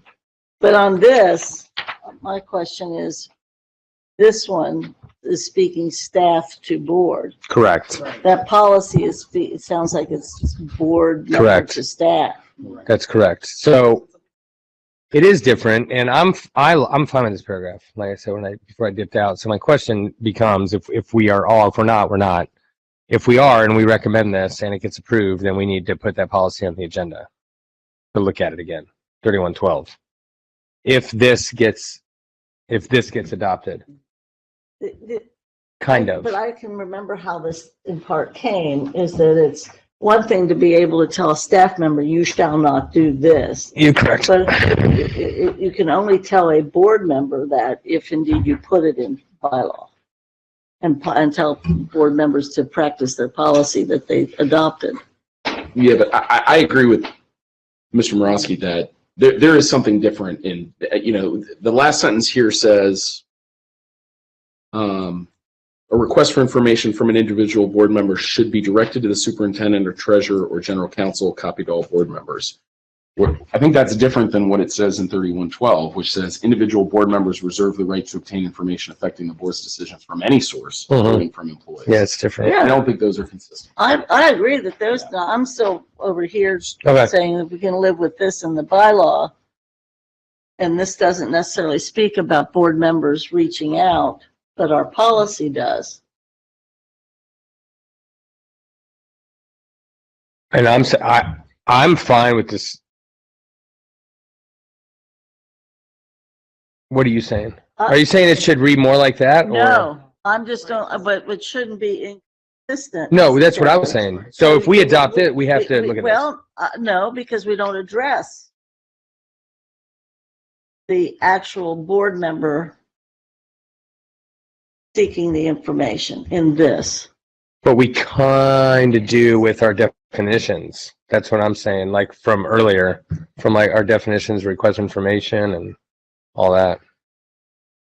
Yeah, So, but that would affect that one too, then 3112. if you want to But is do this, that one. can we put again. 3112 on the agenda for the next file? Thank you. Regardless, yeah. But this language is okay here. I think, yeah, no, I'm good with it. I think they're consistent with respect to the first paragraph. They're consistent Okay. actually between both 31. I think what's not consistent is probably the second. Yeah, I think we just need it. Yeah. Okay. All right. So we're fine with this. We'll recommend it. Okay.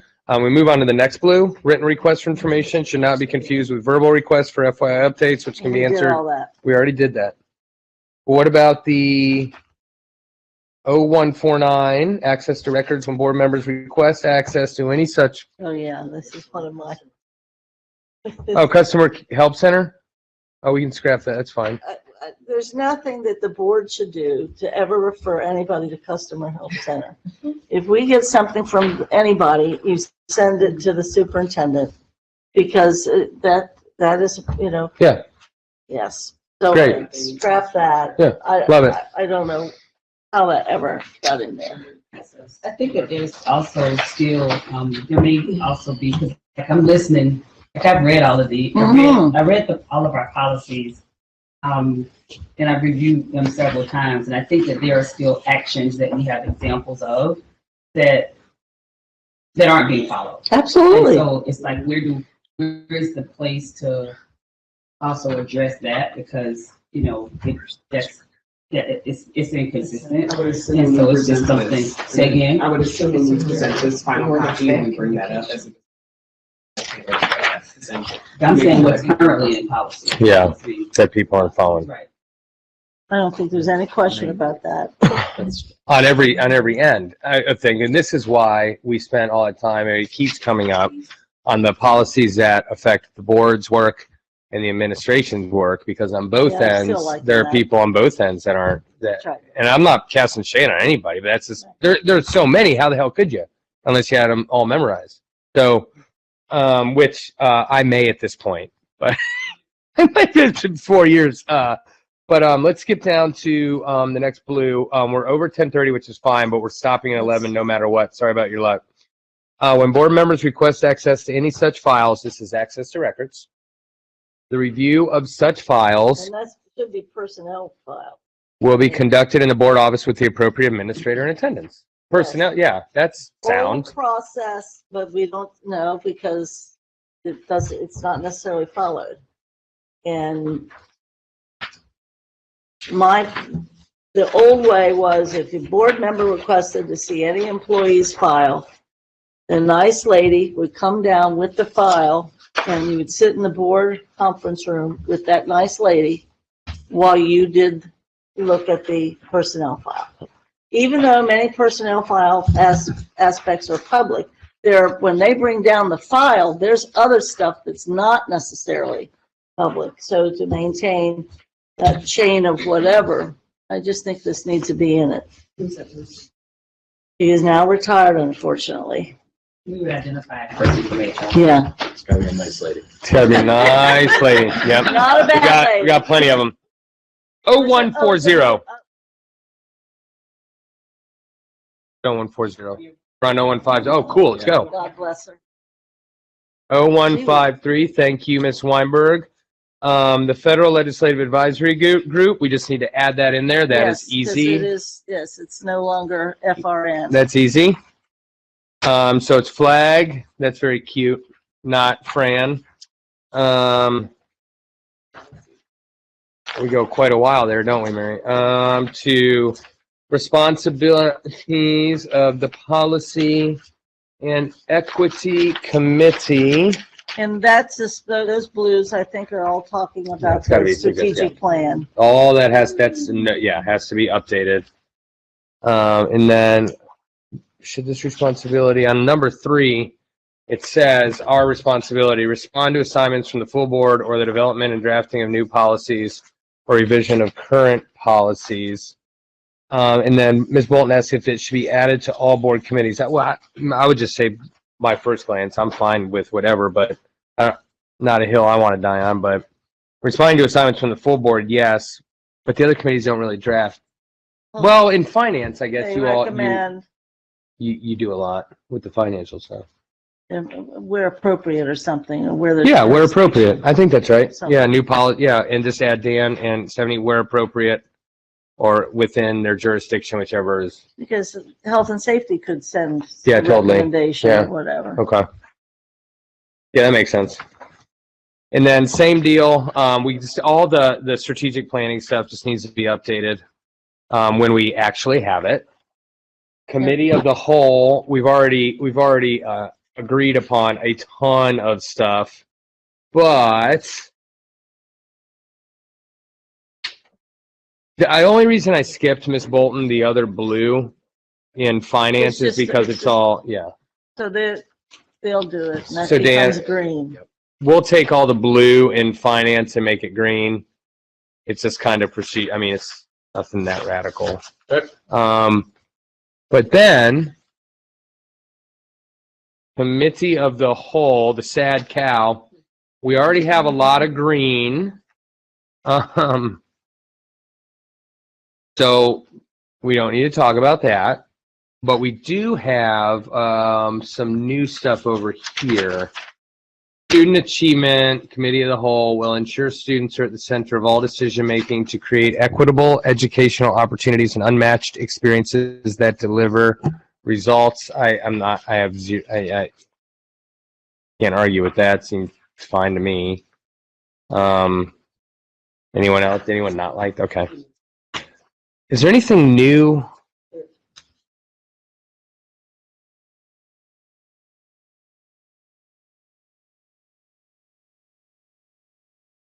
Oh, at the end. Gotcha. Yeah, we don't need to talk about any of that stuff. You're right. Mary's right. So at the very end, Mary's right. There is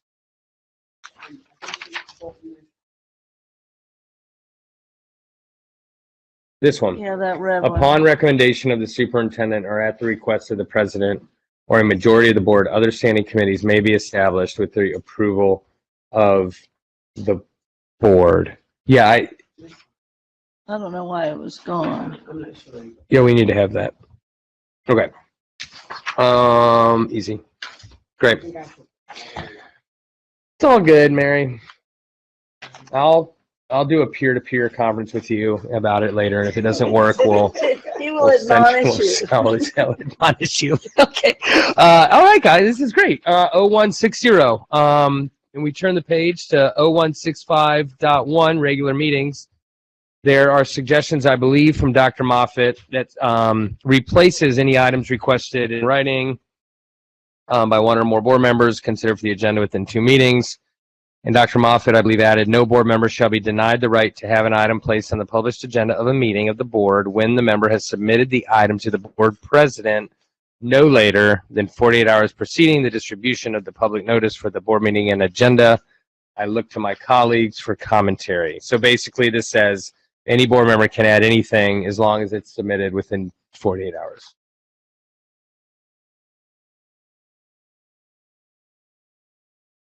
The question is submission versus placing it on. Please. Yeah, well, yeah, it's the different, right. So no, right. This says your item will be added. That's what this says. Period.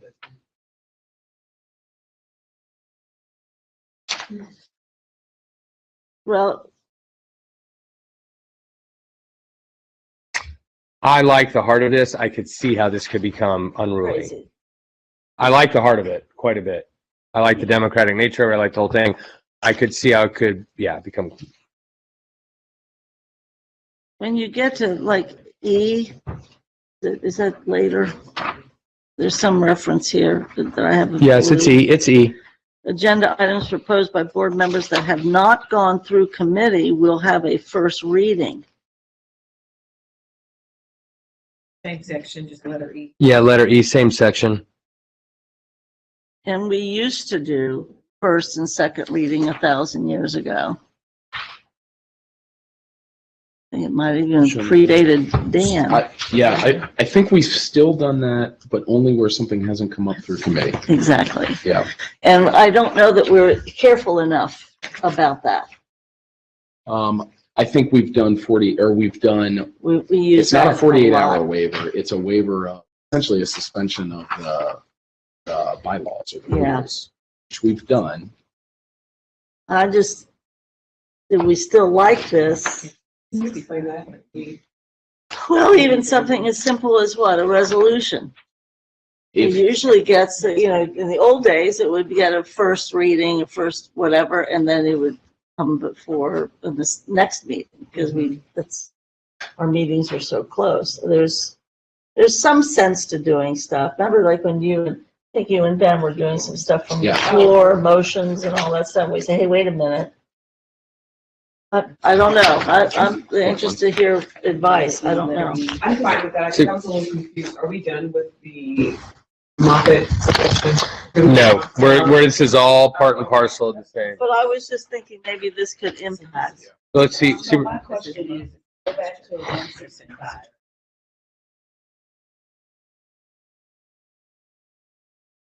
Not be confused.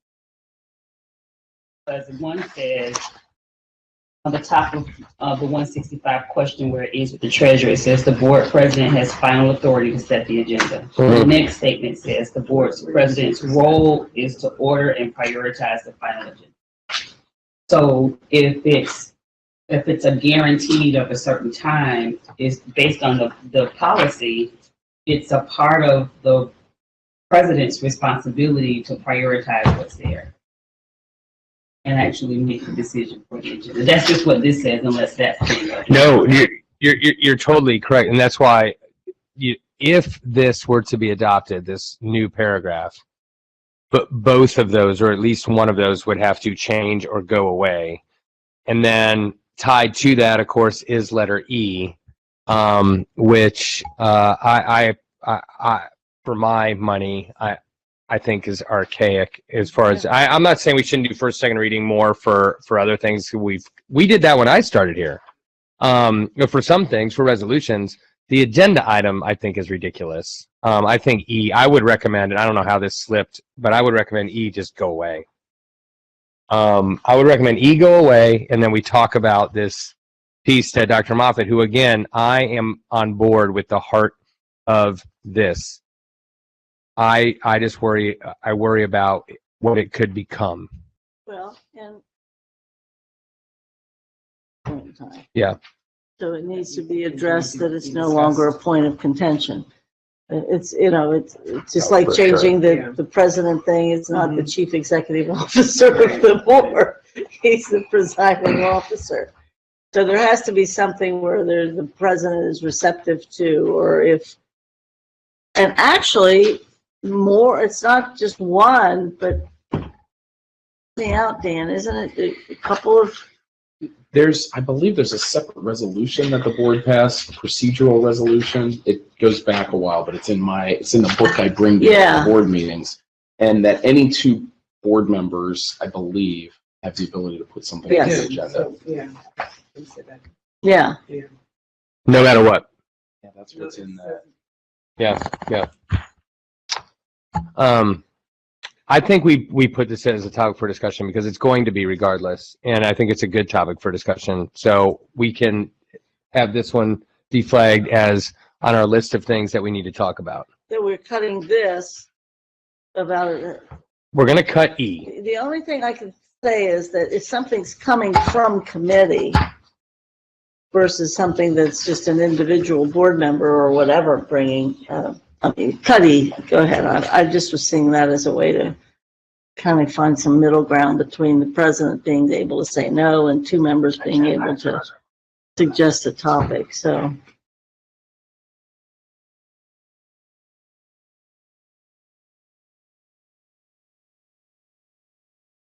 I just prefer not having this discussion. Yeah. At this time.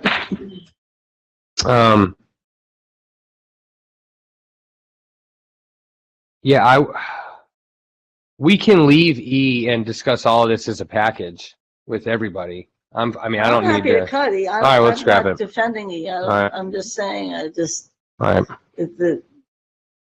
But you know, you can abuse that as coming from a committee.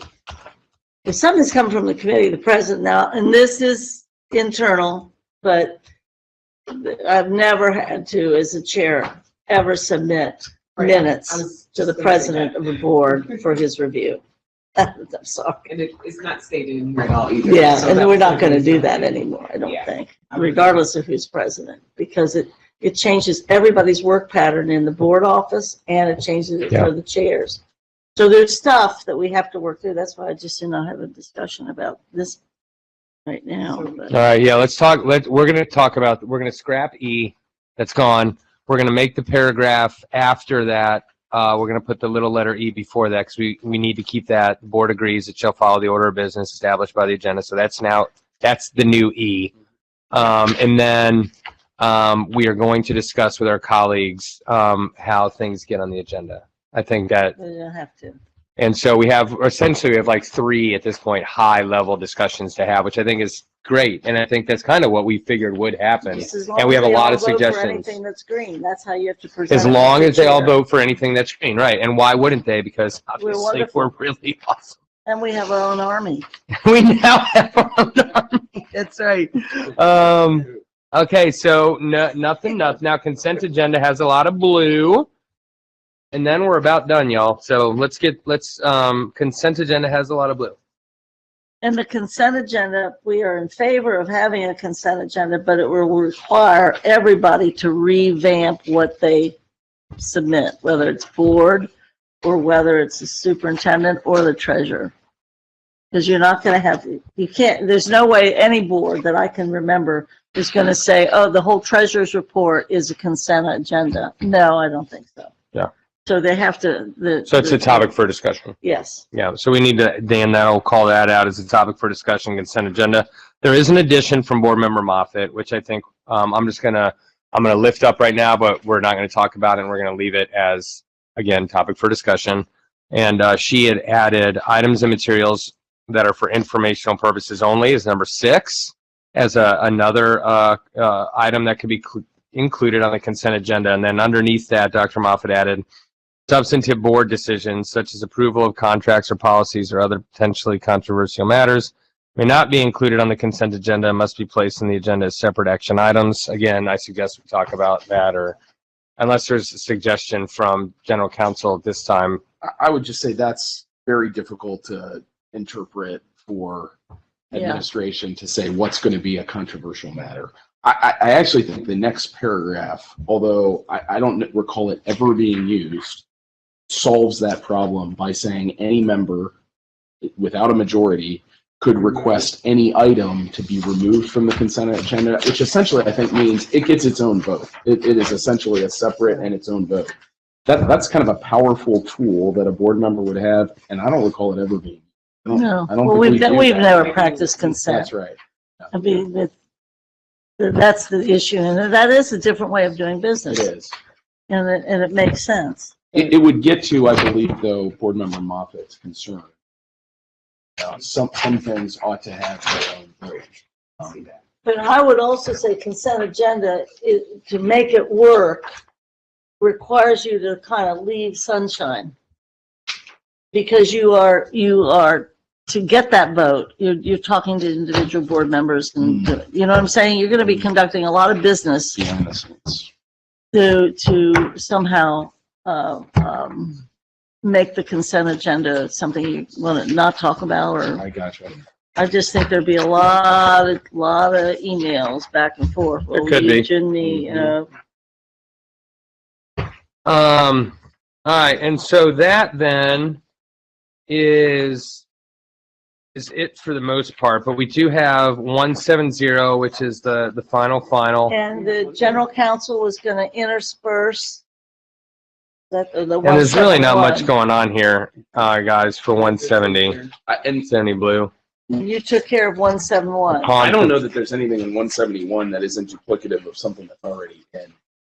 On that assurance, I'm happy. And I've got kind of notes there as to where I believe this is sort of already located. Good. Yeah. So we could ditch it if it's somewhere. Yeah, we ditch. And then just a point of clarity, thank you, Member Weinberg, who's been eagle eye on the blue. We are going to recommend the Bolton edition in 166. It's just consistent with the rest of our stuff regarding censure. So we're going to recommend that as well. And that's it. And so at our next board meeting, we are going to make the set of recommendations. And so Miss Davis, if we could on the big board meeting, June 26th, if you could let Ben know, we'd be most grateful that the policy committee has, in addition to the presentation of minutes, we're going to need all the board matters or a bulk of board matters to talk about the bylaws and our recommendations and topics for discussion. Mr. Chair, Yeah, and then back to you for this last bit. This, again, then so we'll go to you important, for I that. think, the board staff particularly spent time on this, which is reordering. And it would be great to see if general counsel I think so. could review some of this suggested reordering of these things so that you can actually use our bylaws instead of the form that they're in. Yeah. And I don't know if we want to have staff do any more work on putting this together or not.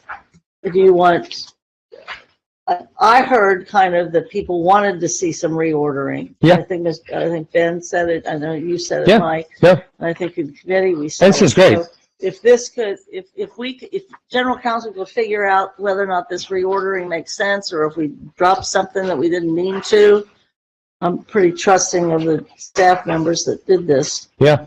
But that could be part of our recommendation too. I would. Yeah, no, I've looked at this. I agree. Yeah. It makes it readable. That's great. All right. Yes. We have 4 minutes and we got one last thing to do. Go ahead. No, you go ahead. It's fine. It's fine. Go ahead.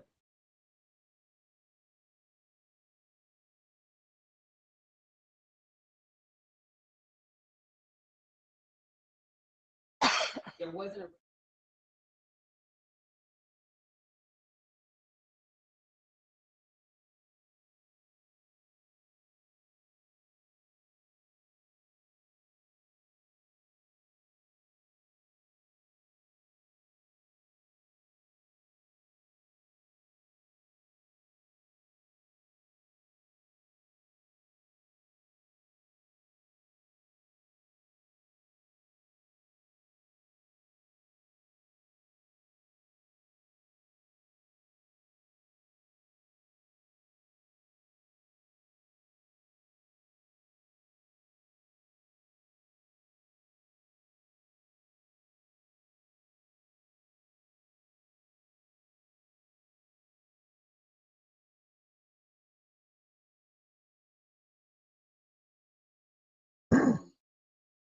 We never addressed this then, it sounds like, with COVID. And I mean, would it require, my question becomes to riff on the superintendent's question, and then obviously I welcome y'all as well.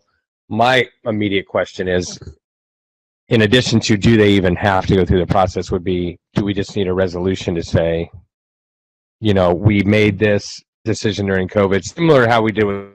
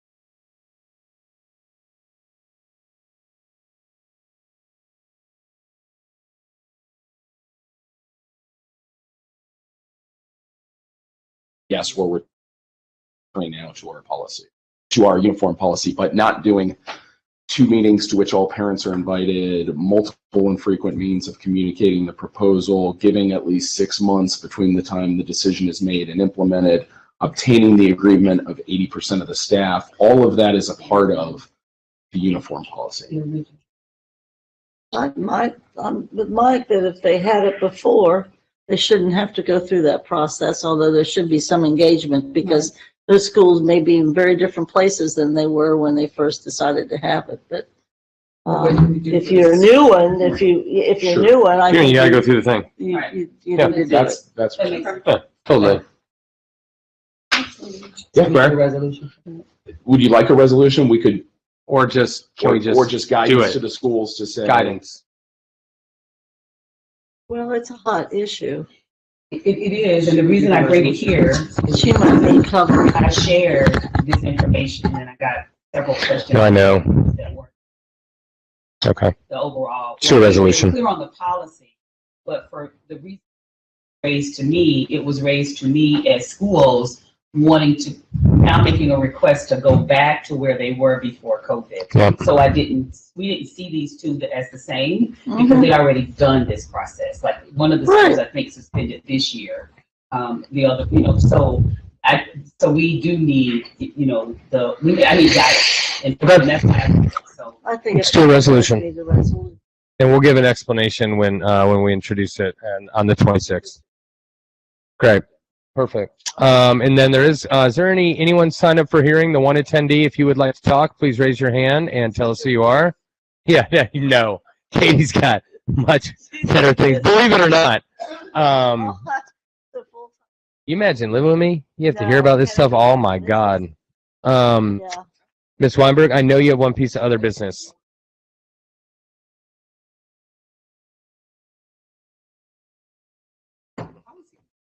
And I appreciate this so much. So we have a new school, and Ms. Weinberg brought up, so what is the policy for naming? I could read it to all of you, but I will The not. person has to be dead. It basically, essentially, the board decides. So what? That's really what it says. And so the question then becomes how then we want to design the process. It is of my opinion that it is incumbent upon, or could be incumbent upon, us three to decide what that process looks like and then present it to the full board. So you've been around for more of these times. The one I was around for, we just kept the name Gamble. So it wasn't, and then we kind of went through it when we did the virtual, which still I don't think has happened, which is all kinds of people's dropped ball. But Ms. Bolton, do you have a suggestion for how we? And I know Miss Weinberg has a suggestion that I love, but we want to make sure everyone's involved. So go ahead. I think it should come before.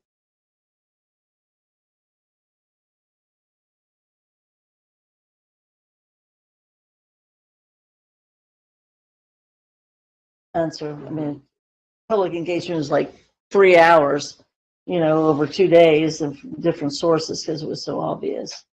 The name is real important. I mean, I'm not predisposed to rename Bramble. It's named for a street. I think you should celebrate people instead of geography or whatever. But what's the idea? Well, I had suggested in your status one, I would like you to know, because you have influenced my thinking greatly on this. I suggested to Ms. Weinberg when we were chatting about it that it should be a woman, since we only have, I think, 3 buildings. I will say I have raised. That's why, and I wanted, and we have Jenny Porter, we have Ethel M. Taylor, we have Marion Spencer, and I think, They all share. I think that's it. Men. And they all do, that's true. So we had just been kicking around, and there was a fun fact. Can I give a fun fact? And then I'm going to give you, the fun fact is amazing. Jenny Porter, of course, the namesake of my son's soon-to-be school, Hayes Porter. Jenny Porter was the first African-American to receive a PhD at UC, and the first black female principal in Cincinnati Public School District. And she was the principal of a school named, we thought was kind of cool, and of course Harry. So anyway, it was just, but I think that should be in the running for sure. I mean, but I think too the Madisonville people who believe 100%. Absolutely. that they have some incredible history, racially and progressively when they were just a town, and they have a lot of school stuff that they used to do. So yes, I think it's great fun. And as a person that did research on the names that we have to make sure that we didn't have any terrible names of people that did bad things. Right. We have a real proud tradition. So yeah, I think I think Jenny Porter is super. And I know there's some stuff coming out of Madison, but at least we're saying, not going to name it for a street. And so I think this will, in the way I'll present this to the full board without taking up too much more of the agenda on the 26th is highlighting this pretty heavily in the minutes, because quite frankly, this will be the only thing I talk about in the minutes, because the rest of the minutes are board matters. So if it's all the same with y'all, I'll just sort of outline like, hey, we have an opportunity to do this. How's the engagement going to start? Obviously, it'll become a formal assignment to the superintendent to give to the people to do the thing. We can all obviously have our opinions. I will lay my stake in the ground again. You influenced my thinking years ago about, it was astonishing to me, the lack of buildings we have named after women. We do a pretty decent job, I think, racially on our building names. I think a pretty good job. But yeah, gender-wise, it's pretty pathetic. We have a very impressive way of names. We do. But it is. We do. And I think too, I really do want to resurface this name for Governor Gilligan, even though he's not, was. After all that. Yeah. I really do. I do. Let's put that in the minutes for too, CDA. Phyllis, to remind me. Also, nothing else that we want to talk about Governor Gilligan and virtual again. Yeah, virtual or CDA. CDA or it is. We have to do that. And there's some other schools that we publish. Anything else? That was it. I'm good. I'm happy. No further business. Meeting adjourned. Have a voluminous day.